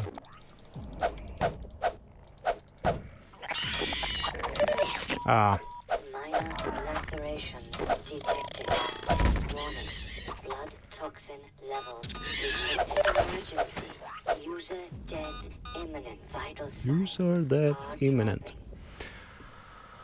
All right, and remember, if you want to support my channel, and if you want to support my work with the adaptive music application that I am building for other game composers, so we can make adaptive music a lot easier. Remember to support me on Patreon.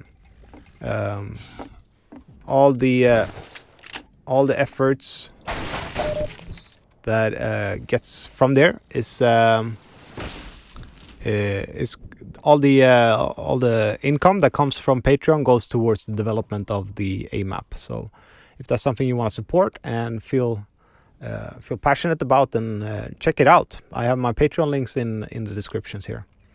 Biz asks, if you were given the opportunity to write music for any famous game or franchise, which project would you choose? I have a very, very big heart for Donkey Kong.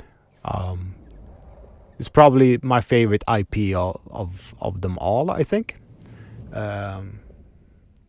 And it's like the most kind of exciting one, I think. It's both heroes, it's a hero's journey, and at the same time it is a very fun and comedic kind of game. And having the opportunity to do something for that, I think would be really, really fun.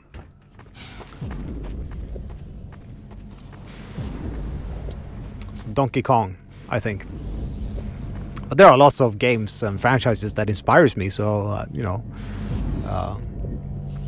yeah.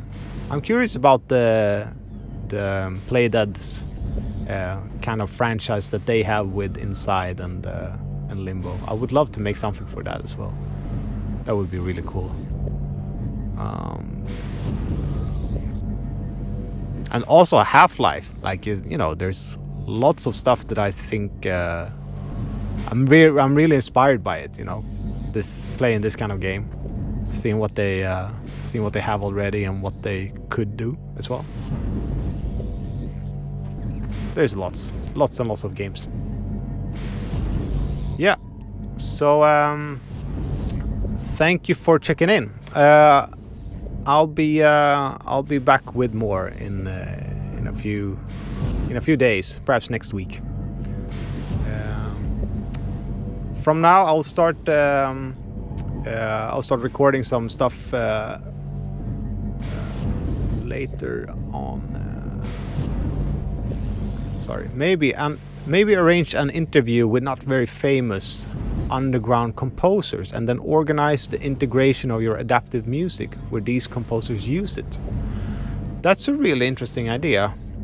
I think I need like the what I'm looking for right now is sort of ways to let's get away from this slamming the hammer. So what I'm looking for right now are ways to sort of showcase what the AMAPP is doing and how we can work with it as a game composer. So having something like that could be really interesting. You know, having like a co-creation kind of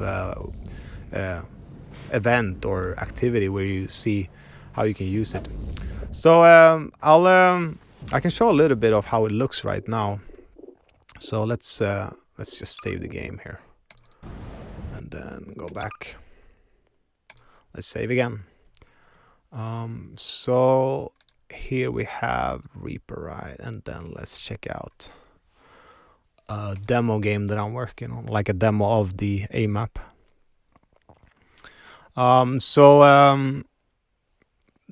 The idea is that you can very quickly make like these adaptive layers with the AMAPP. So here's you have Reaper, and then I'm building this extension for Reaper, which are all of the assets that you will have in your game. So for instance, you want to have the intro. Then you can hear the intro. So this, when you render this thing, it will only it's gonna be the intro only in that thing. And you can have, for instance, let's have one layer of the drums, and then the same part you can have like a synth layer, so you can play these together and you can listen to them together. No, there are no limits. Basically, I suppose there's like an upper limit of how large a project file can be in Reaper, and you sort of have to respect that when you add stuff in extensions for it. So, and now, you know, with these things, I've created an adaptive score that can be vertically transitioned between different layers and stuff like that.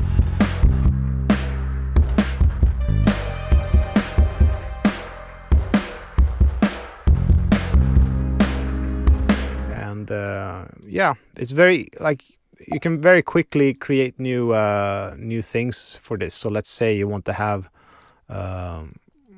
let's create a transition sound here. Let's have a drum roll coming up here.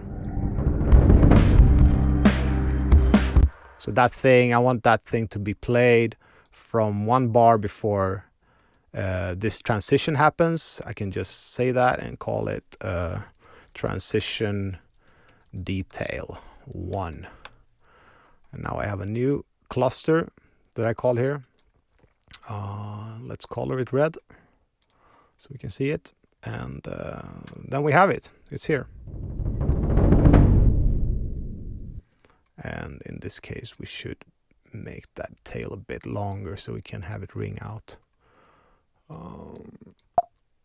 And you can listen to this together with other like stuff, other assets that you have here. So you can hear how they sound together.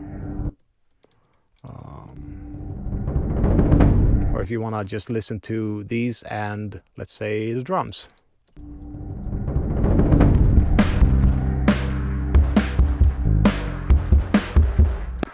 And now, okay, let's say you want to, let's say you have this one. Okay, let's add a crash to it as well.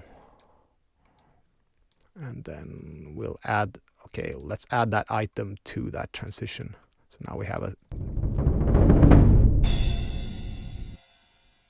yeah, just a crash. Not a very... It's a lonely, lonely, lonely crash.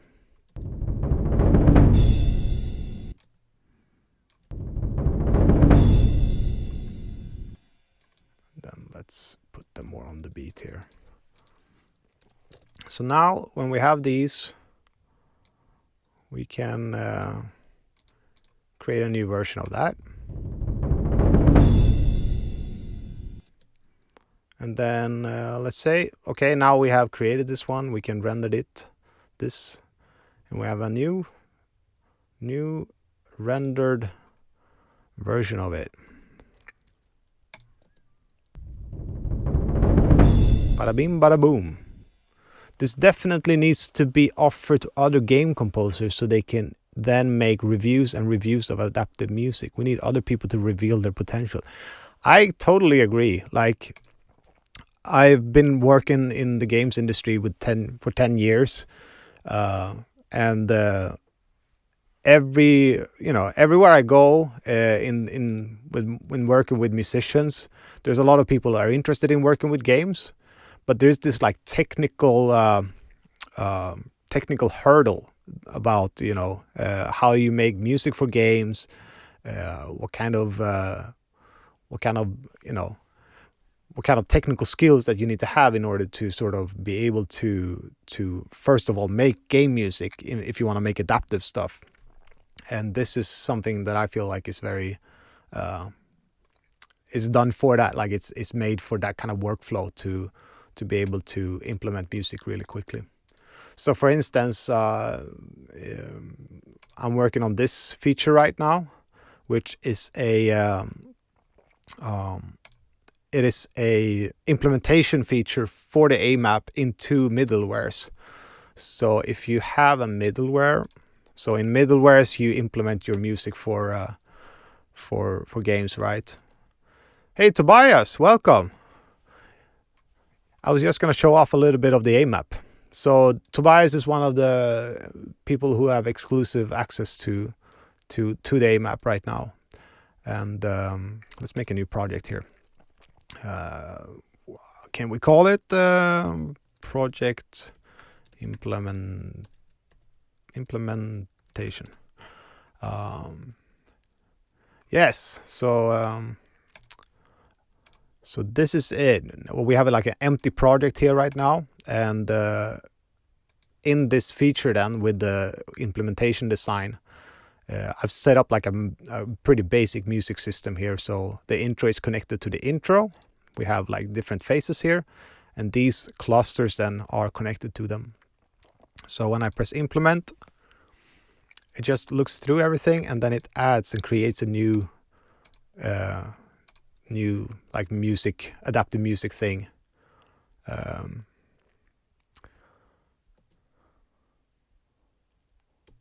Inside of Reaper, inside of Wise, if we just add the right kind of...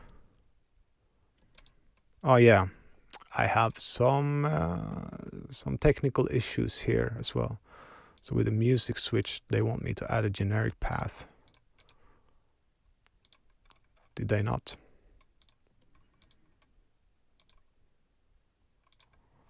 I thought that was it, but it's not. I want to be able to play it. Yeah.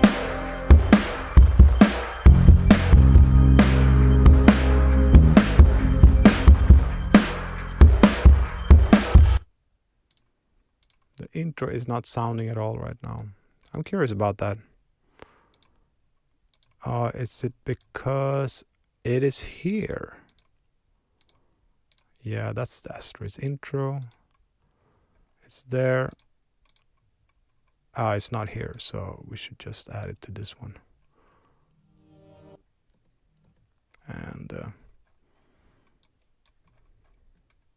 still working out some technicalities.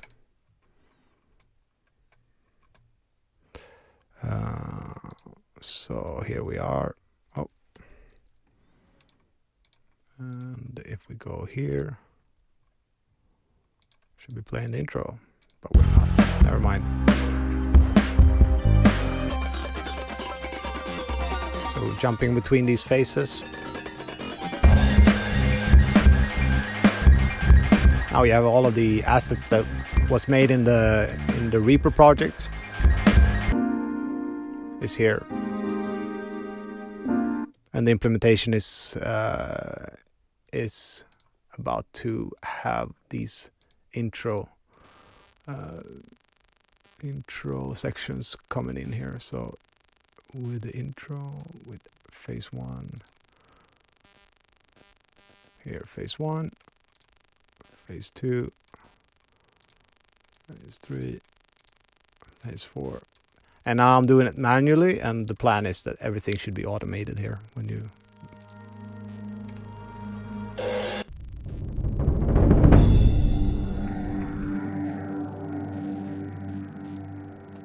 so still working out the technicalities for this,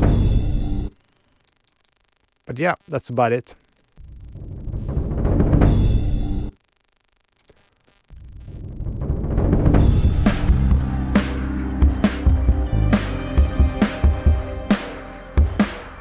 So the idea is all of this should be just automated. Like as soon as you implement stuff from Reaper here, they just end up as you have sort of composed them inside of Reaper. So it's a work in progress. And if you want to support this, support me on Patreon. Like it's that's what I use it for. And the reason why I'm doing the streams here is also thanks to Patreon and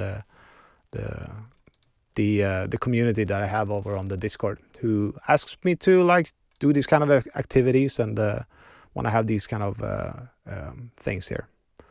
So, but yeah, that's about it.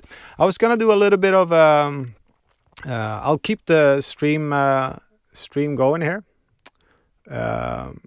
for a little bit, and I'll record some like videos for my community for the Discord. So if you want to stick around,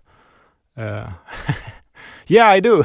I did get the live chat on the screen, so I'm starting to feel more and more like a streamer here. So yeah, where was I? Yeah, I'm gonna record some extra video content here. So if you want to stick around, then stick around. It's in my next to watch kind of things.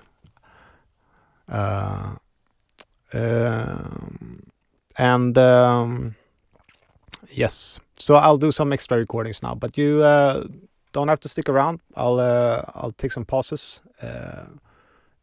from now. Take a bit of a glass of water and then take a small break, and then I'll be back to record. So stick around if you want, but I don't blame you if you need to head over to your next thing.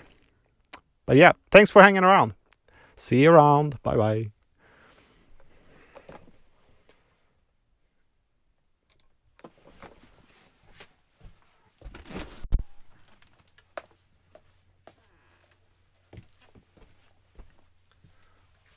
Let me put some music on from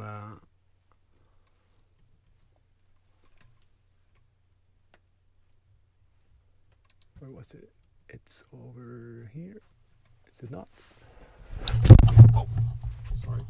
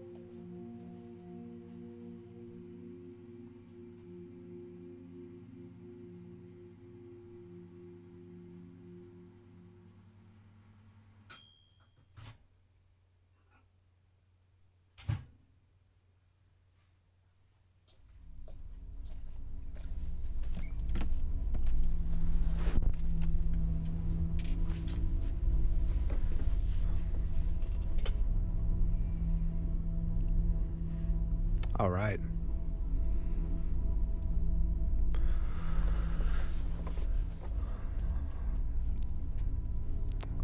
I have to go, unfortunately, but really love just your streaming. Hopefully can make it earlier next time. Was deep into an orchestral piece myself. Until next time.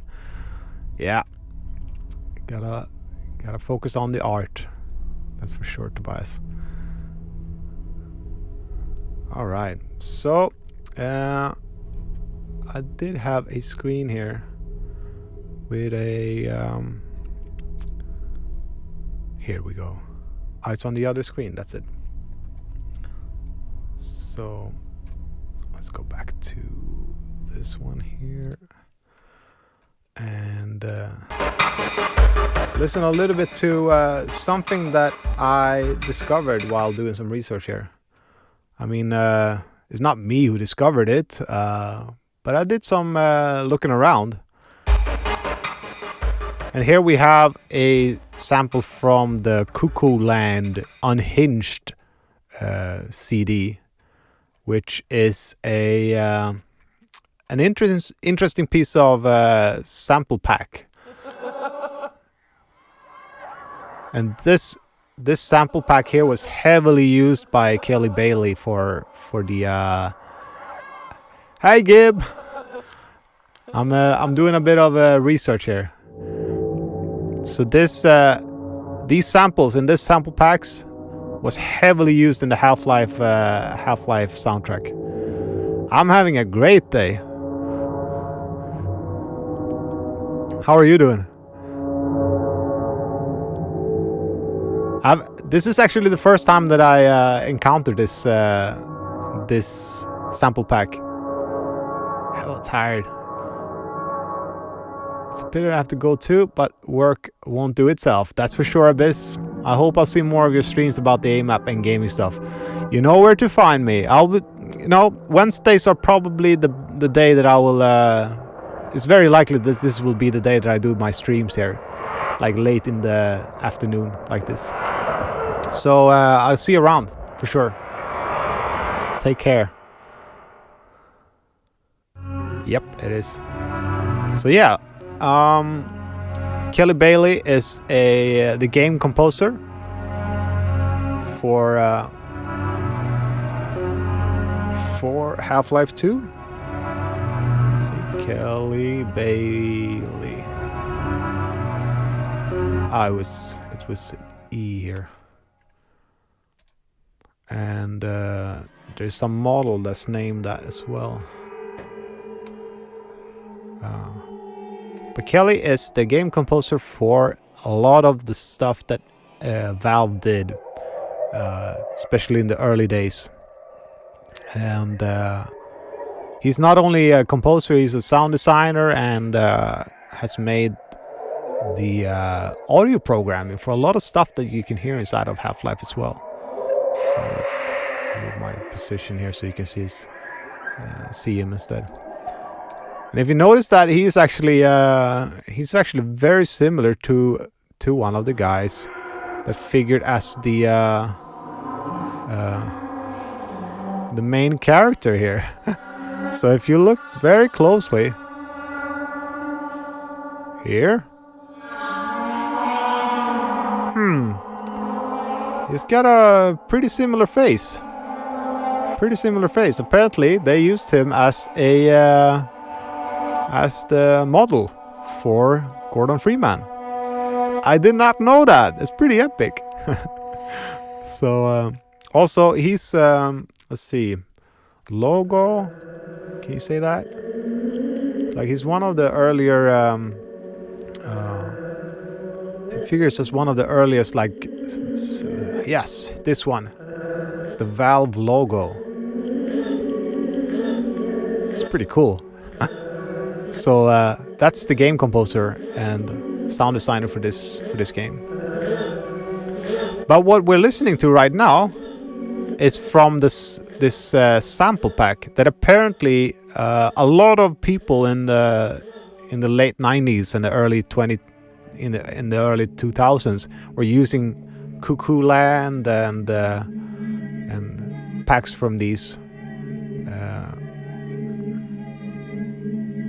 So let's see. I found an interview here with Kelly Bailey, but we'll see if I can. First of all, yep, here we go. So I was looking at Discogs for like, okay, what can you find about Cuckoo Land? And well, if you search for Cuckoo Land and Unhinged, for example, you'll find it on Discogs. And then you realize, like, okay, wait, there's some attributions here. Some people have been attributed for working with this,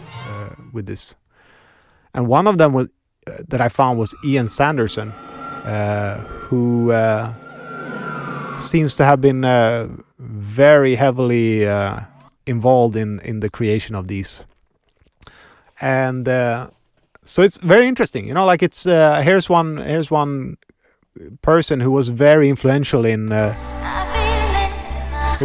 was very influential in making the sound for Half-Life, but he's not really attributed it. You know, he made the samples that Kelly Bailey then later used for it, and he was involved with making this single with the group called Urban Myth Club.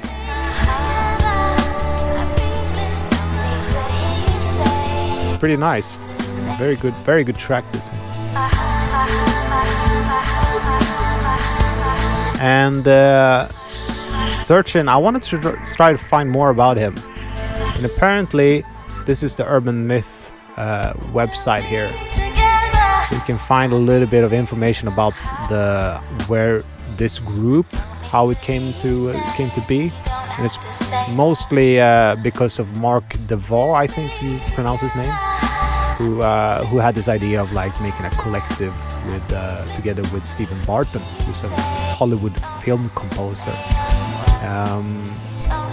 But since that didn't really turn out as they had expected it, he asked Ian Sanderson. So Mark hooked up with enigmatic producer Ian Sanderson, whose genius and passion for creating his own samples has led to his sounds being used by artists as diverse as Björk, Jean-Michel Jarre, Massive Attack, as well as across film and TV, and as we know, for games as well. That's incredible. Together they created one of the most talked about albums of the decade. And so this is Mark, you can see that, it's a press short, and if you hover over this, you can see the tag says Ian in the studio. So here we have him. That's a very interesting fellow right here. A very influential fellow, right? But that's not to downplay what Kelly Bailey did for this game. So I thought about like just reading this kind of thing because I haven't read it, so I can read it here, and then we can see if find anything interesting here. So here's an interview with Kelly Bailey, who was marked as senior software development engineer / musician, and this is from 2012. It's archived as. There's no way to actually see when this article was produced or published. So here we go. Can you tell us something about yourself? So Kelly, I've been writing software for about 10 years and doing music for a bit longer than that. What is your current role in the development of Half-Life? I'm responsible for all the music and sound effects. I also spent some time in the engine code doing sound effects, DSP programming, so digital sound processing. Basically, you can blame me for just about anything that comes out of your speakers while you play Half-Life. So everything, more or less, we hear is thanks to Kelly Bailey. And what an amazing job that he has done. Like the whole legacy of Half-Life and what Valve has is basically emanating from Kelly. Like it's incredible. Let's see if we can find a playlist here with Kelly's stuff. Playlist. So, all right, dark ambient files. Sounds kind of good, right? Let's play that. All right. What is your musical background? A lot of my music background comes from playing shows in small alternative bands in Seattle. Doing stuff ranging from your standard singing or more like screaming and bashing on the guitar to more groove-oriented electronica stuff. Yikes, it's impossible to describe your own music, isn't it? Lately, I'm much more into electronica styles, playing with sounds and grooves and forgetting all those nasty conventions of pop song creation is great fun. It's nice that I've had the opportunity to translate some of the styles that I personally like to listen to or play into the Half-Life soundtrack. It's pretty nice. It's a nice way to sort of... His perspective is that I loved music. You know, I grew up playing music, I played in bands, and then I was doing some software engineering, game development. I ended up in this project, and now I'm working with this, and they allow me to do what I love inside of the games that I'm developing. Like, that's crazy. That's so nice. What inspires you when you're creating music for Half-Life? I get a lot of inspiration from non-musical sounds, picking up on a variety of different ambient noises, listening to a lot of different musical styles and rhythms. Yeah, you can hear that in the music. Like, there's a lot of ambient, there's a lot of unknown textures and stuff that you really don't, you can't really understand where they are coming from. Something we could talk more about in the future. The fun part is blending these elements into a single track. I try not to pay close attention to key signatures, just something that seems to work with the feel of the game. For instance, crossing techno and classical was a bit of a challenge. Sure is, but I hope that has spawned some of the more interesting tracks so far. If you listen to the first soundtrack, there's a lot of orchestral stuff in there, and it's super interesting. It's more, it's even more so than what they have inside of Half-Life 2. Like the sound quality between the drum and bass and the groove-oriented stuff and the orchestral stuff are so they're so different. So it's an interesting, very, very interesting, very, very interesting kind of take here.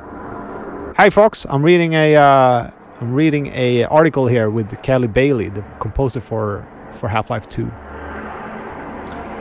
I find myself listening to a lot of vintage electronic music, stuff created in the early 70s when synths were totally analog, flaky as hell, and programmable with knobs and patch cables. There's a really cool organic quality to some of it. I guess because you had a few guys standing there turning knobs and morphing between soundscapes, interacting with each other and the electronics. What software hardware did you use to create sound effects of music? I do almost all of my music work out of my studio at home. Alright, here we go. Even back then, this was Half-Life, the first Half-Life, I think. Yep, there's no talk about Half-Life 2 here, I suppose. There's an 11 here. I wonder if that's a 2. Either way, I do almost all of my music work out of my studio at home. Okay, here goes. I use a pair of ADATs. ADATs are really... I recorded my first album on an ADAT. So it's a magnetic tape, but it's a digital tape. So it's not like... it's not like a cassette tape or the kind of tapes that you usually think about when you talk about tape. So you can't have some like this tape saturation. It doesn't really exist on that, or at least that's what I know about it. ADAT, I think it's digital. Yeah, it's a digital format. So it's not analog. 8 tracks of digital audio. So it looks like a VHS cassette. So this is what he had in his home studio. A Soundcraft Ghost. So that's mixing table, a console. Soundcraft Ghost. Something like this. That's a bit of a beast. There's a lot of channels on that one. Yeah. A bunch of outboard symmetrics and lexicon processors for dynamics and effects. So like effects racks and stuff like that. And an Eventide Ultra Harmonizer DSP 4000. You know, anything with like any of those names sounds expensive. Yeah. Probably very, very, very expensive. Even back then. Especially now, I suppose. If you find one of these, like live ones, if you can find them. So for vocal effects. For keyboards, I use a mix of older and new stuff. I have a Prophet 5. Good old synthesizer. A Casio FC1. I wonder what that is.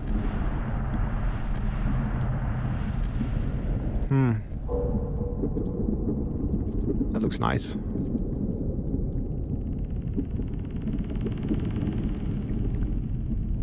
I've never played one of these. I've tried a few Casio ones. 10,000 bucks or 1,000 cash. I'll take 1,000 cash, please.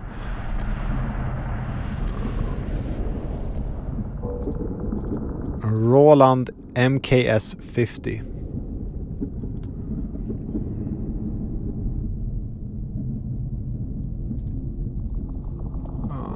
Okay, didn't copy that.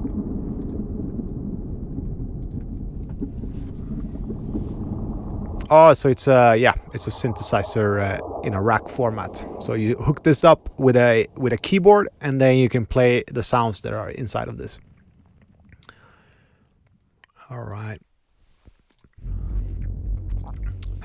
The programmer, he's got an Oberheim Matrix 6. This is also a beast. Pretty cool.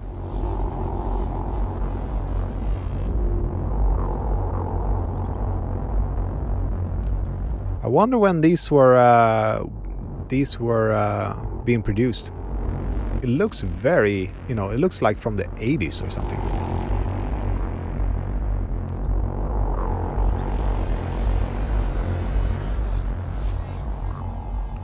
Yep, late 80s. So you had a lot of old stuff even for then, even for the stuff then. For newer gear, the Roland JP 8000. I think this is a pretty popular one still. It's being modeled by a lot of softwares right now. And the MC303 Novation Base Station. That's a popular one as well, I think. I've seen this one in, these ones you can find new versions of inside of your stores. Pretty cool stuff. I also have a Korg 01 VRWR with a software programmer that can be coaxed. I also have a little Korg 01 VWR with a software programmer that can be coaxed into making some fat sounds. No analog filter though. I wonder what he means by that. I'm pretty religious about not using presets, so I really favor the more programmable synths. Yeah, so this guy is certainly a geek. I wonder what he means by that.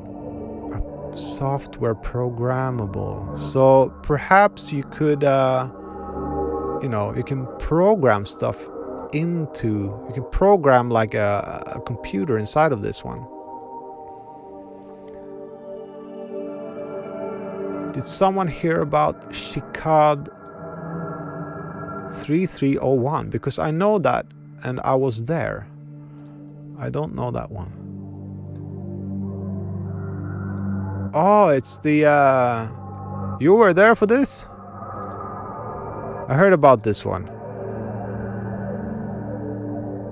A lot of cryptographic kind of puzzles that some unknown organization held up. Do you think Kelly Bailey was sort of involved with this? I would not be surprised.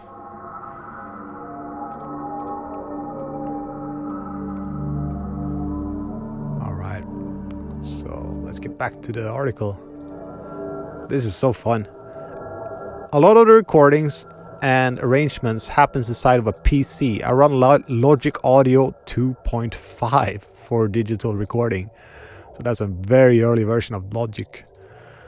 Post-processing and MIDI arrangement. I use Audio Media 3 card for digital transfers to and from Tascam DA30 DAT. So that's the cassette machine that runs the ADAT recordings that he has. For guitar, I use my trusty Les Paul through a Marshall half stack with an Oberheim Echoplex on the FX loop. All right, so he hooks up the this, I suppose, rack unit. Is it? Yeah, it's a rack unit that he hooked up to his guitar amp. Pretty cool. Okay, next question. How does creating music for a computer game differ from conventional music? This is a very interesting question here. One difference is that our game tracks are between 1 and 2 minutes long, instead of those the more standard 3 to 5 minutes. We'll have around 20 tracks on the game CD instead of 12 or so for a conventional audio CD. It's a challenge to condense a lot of different sounds and moods into those relatively short segments, all relating in some way to the feel of the game. It's very freeing though, since I don't have to pull this music off in front of a live audience. I can totally relate to this. This is so much fun for me. So you don't have to, since you doing stuff inside of the studio and working with stuff that's like going to be only inside of a game, you don't have to worry too much about performing it inside of some kind of format that sort of fits the live audience. But there's room for that. There's a lot of orchestras that are actually performing live music right now with game music. There's a lot more room to really experiment. I'm also limiting the Half-Life music to 2 major categories for the game: ambient and action. Now that's a very interesting comment, because that is exactly what we hear inside of the game.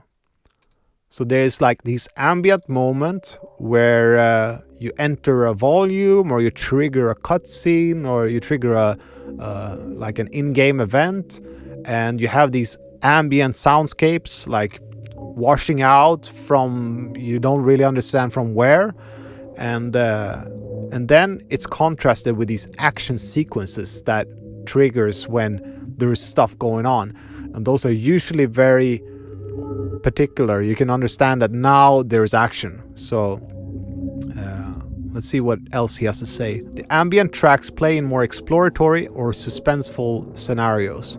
The action tracks play during combat and chase scenarios. That's a very good categorization of what he's trying to do. So he's a very clear vision of what he wanted to do with the games. Has Half-Life's use of DSP effects changed your approach towards creating the music? If so, how? That's interesting. At this time, the CD tracks don't actually play through the DSP code. That was written for the game sound effects only. Alright, so CD tracks, the music that we hear, is just coming straight from the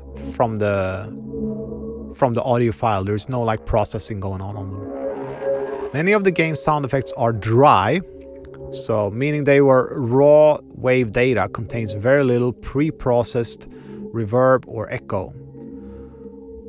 During gameplay, the character of a particular sound changes quite a bit depending on which DSP algorithm is currently enabled. This is nice because as a player, you perceive a wider variety of sounds, and those sounds relate to the virtual space you're in. For instance, a head crab screaming in a big concrete warehouse actually sounds quite different than the same sound played in a long, narrow corridor. That's really cool. So since he was so involved with actually developing the DSP system for the game, he had quite a good understanding of what was going on, like in the whole, like everything from every little bit of sound effect that goes on inside, like the head crab sounds and the gunshot sounds and all of the sounds and foley that happens inside of the game, all the way to the music that he says is only made as music tracks that plays during your gameplay. So, of all of the features and elements of Half-Life, which are your favorites? I'm liking the human grunts these days. There's so much happening when you encounter these guys. They talk on radios, they taunt you, they take cover, throw grenades, blast away with a big caliber machine guns, etc. Bullets are ricocheting on the walls around you, spent shell casings bouncing off the floor, etc. Sometimes it's fun to just get torn up by these guys, which I'm sadly quite good at. Wow. That's a very good condensed kind of a good condensed interview with him. I think that's really good. Very insightful. It's very insightful. Imagine how involved he must have been to actually have been developing the digital sound processing as well as making the music. Like, I usually say this to my students and to my colleagues in the games industry, is that if you are creative in the games industry, you should be able to implement your stuff yourself, like you should be able to work hands-on with like the game development and inside of the code to get your creative stuff in there. Like, it makes sense because someone's gonna have to do it. So either you do it or someone does it for you. And if someone does it for you, you somehow you need to communicate your artistic ideas to that person. If you would do it yourself, then you could just do it.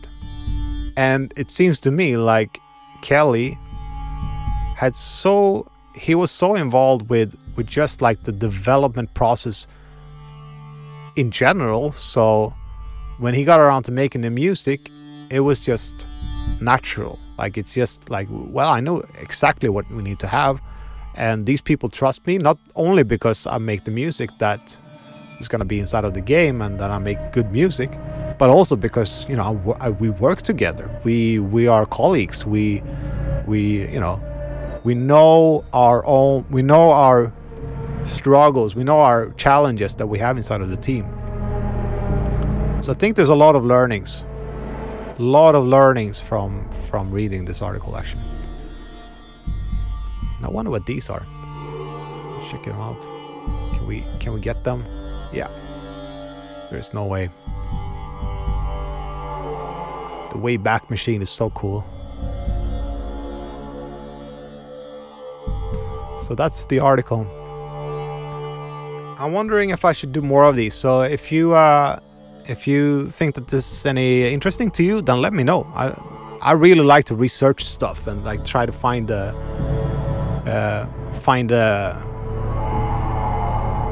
how stuff is made. Like, it's really valuable to get it.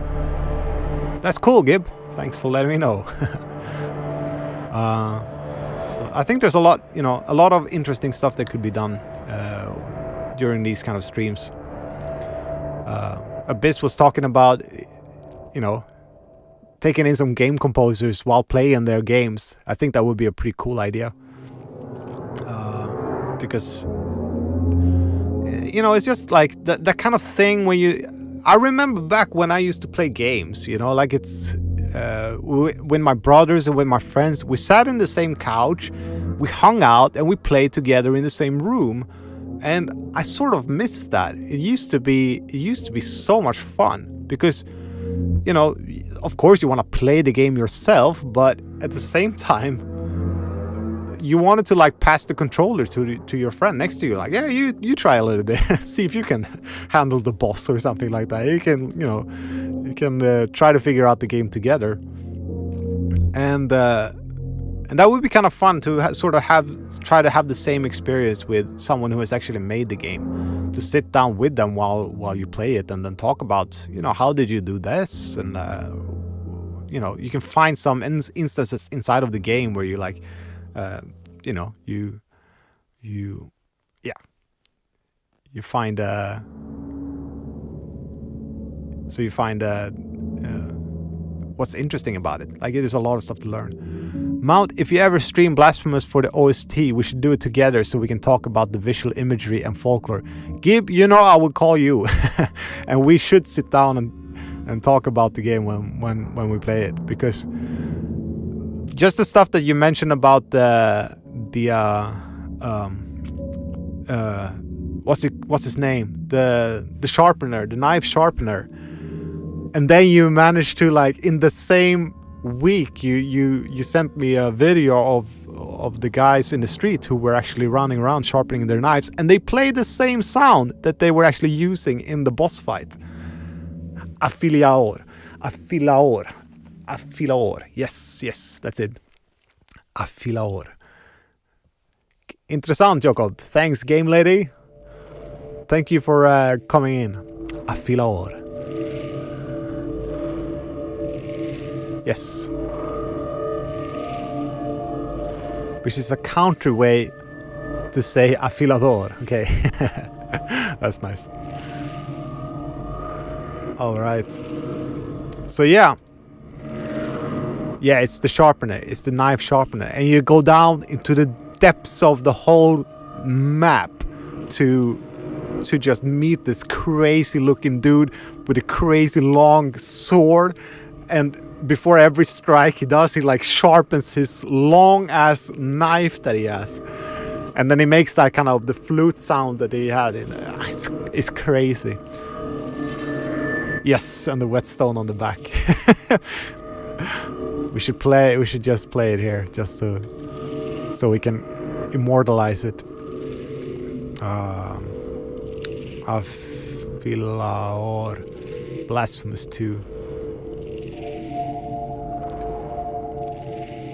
Oh shit! I'm gonna play this. I'm gonna finish the boss soon.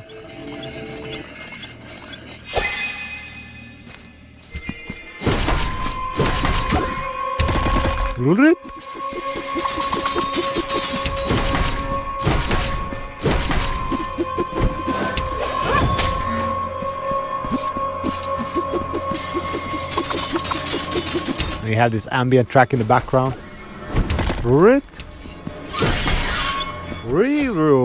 They do that sound. They play that sound. The knife sharpeners. It's so cool. But here is like, it's horrific. Like, what is this crazy looking lanky guy doing? You know, and nothing is like so unclear what you're doing, and like the story behind this. Like, you run around like, what the hell is everybody talking about? And then you enter to this like dungeon here with like lots of sharp, you know, there's like knives and spears and swords everywhere. And then you see this guy like, what is going on?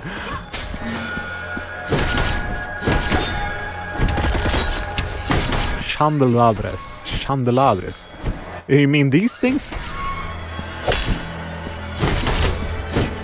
It's so cool. It's so cool.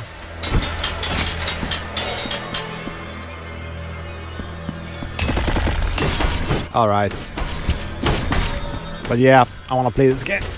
I want to play this on stream. Also, I would love to play Bloodborne.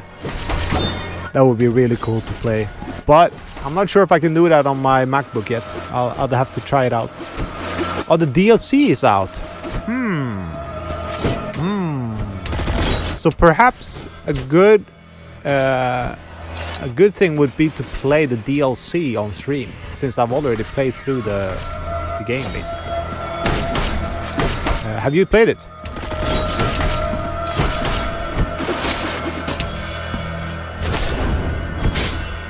You have played it, so you could be like the omnipotent guide that like tells me how to do things right and wrong.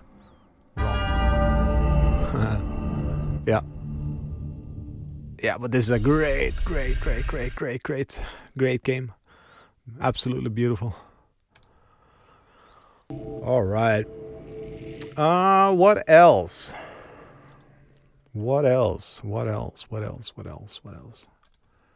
Yeah, it's getting late, so I should be wrapping this thing up. Yep, Gib, what's up? If you ever can.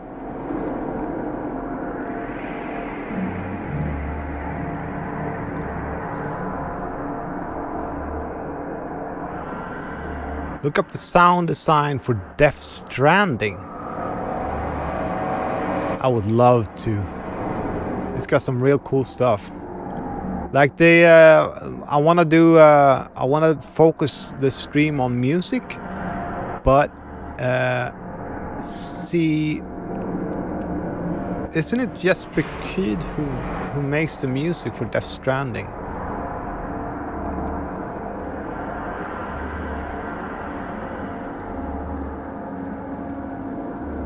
No, it's not. No. It's the Swedish guy. It's the... Oh, what's his name? What's his name? Composer.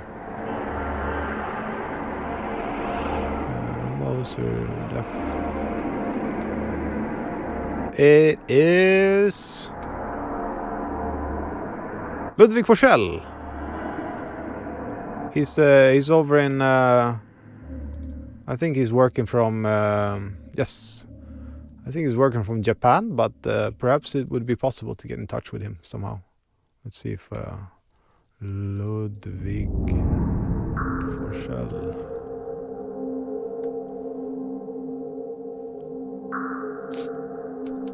I think he used to be here.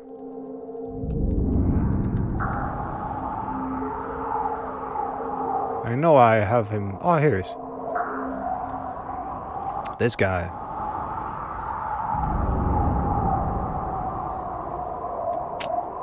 That would be cool. Oh, we'll see, you know. We'll see.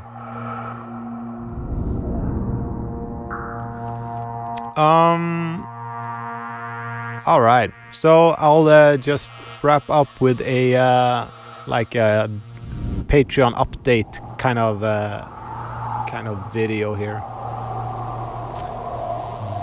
So let's do something like this.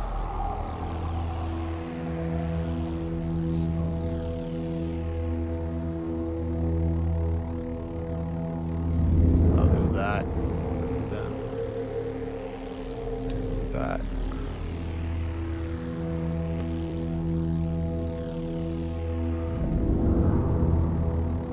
All right. So, I'm trying out the new thing here. Hello there, and welcome to the Patreon. I am Mount West, and I make music for games. So, this is a kind of a new dev update that I'm doing for my Patreon supporters. So I've been doing something new these couple of last weeks here. I've been doing a bit streaming of games while I play them and analyze them from a game composer's perspective. And so far, I feel like the response has been pretty interesting. Like I'm very excited about it. Lots of people are getting in touch and like saying, "This is nice. You should do more. Try that. Try this." So I'll be doing more of that. What else? Yes, I've been a few weeks ago. I was to this very interesting. Let's see if I don't have any. So I don't have any NDA kind of stuff going on here. Yes, so a few weeks ago I was part of something called the Creative Perspectives Games. I visited this event here, which was so cool. It's over here, and we had a few like really interesting names here. So audio professionals and game composers who met up here. So Emily Ridgway from Valve, Martin Stig Andersen, who made Limbo, and who's worked with a lot of games like Tomb Raider and Limbo and Inside. Majid, who worked as a vocal director for, not only vocal director but like performance director for The Last of Us 2. Rob Bridget, like audio legend. Elvira Björkman, audio legend, music legend in the games industry. So it was a 2-day long event in Copenhagen. It was so much fun, but it was, it was a really good opportunity to get a feel of like where we are in the industry right now and how other people are, sort of what they think about the game audio, and I could come there and then talk with them and then see how they react to the ideas that I have and stuff like that. So that was so much fun. So that's something that happened since the last dev update here. I'm also getting quite forward. How should you say that? I'm also progressing with the AMAPP. Like I've hit a bit of a technical, not like a crossroad, but it's more like a huge design decision that I have to take on how you should consider the stuff that you have made and how they translate it into a middleware. I've got the most basic stuff done, so you can basically transfer stuff between your audio workstation, like in Reaper. So you can go in here and then you can set up like a basic music system inside of this, and then when you click implement, it will look through that whole thing, and if you have Wise open, it will implement them into this bit here. So right now, like each project will have its own folder here with their own music switch, and I'm thinking of ways to sort of automate how these transitions get hooked up between when you switch phase here, if you play these music and you go from one phase to another. So that's something I'm trying to figure out right now, exactly how should you do that with an intro that is just an intro, or if it's a transition sound. So these are transition sounds here. They are like, they are one shots, but they are different one shots. Oh, sorry, you didn't see that. So basically you have this implementation window here, and when you implement this, click implement, it goes over into Wise like that. It becomes like a music system that you can play here.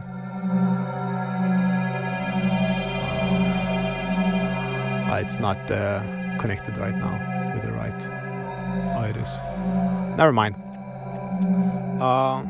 And then so you have like when you have created and composed your stuff and then are finished with all of the transitions and all of the one shots, you should just be able to open that up inside of your middleware, and it should flow like instantly. So pretty interesting. But the trick is, how do you make it seamless and automatic in every part of the steps, like in every part of the process, so you don't have to go in and like change stuff just to be able to hear how your music sounds inside of Wise, for instance. So yeah, that's about it. So if you like what this thing is going, and you want to see more of it, or if you want to influence the development of the AMAPP, then sign up on my Patreon and sign up as a paying and supporting member, because you will get the benefits of supporting me financially with this.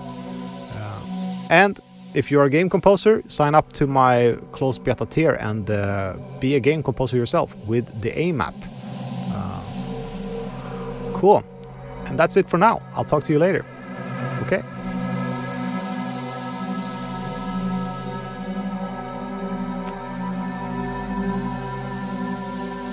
All right.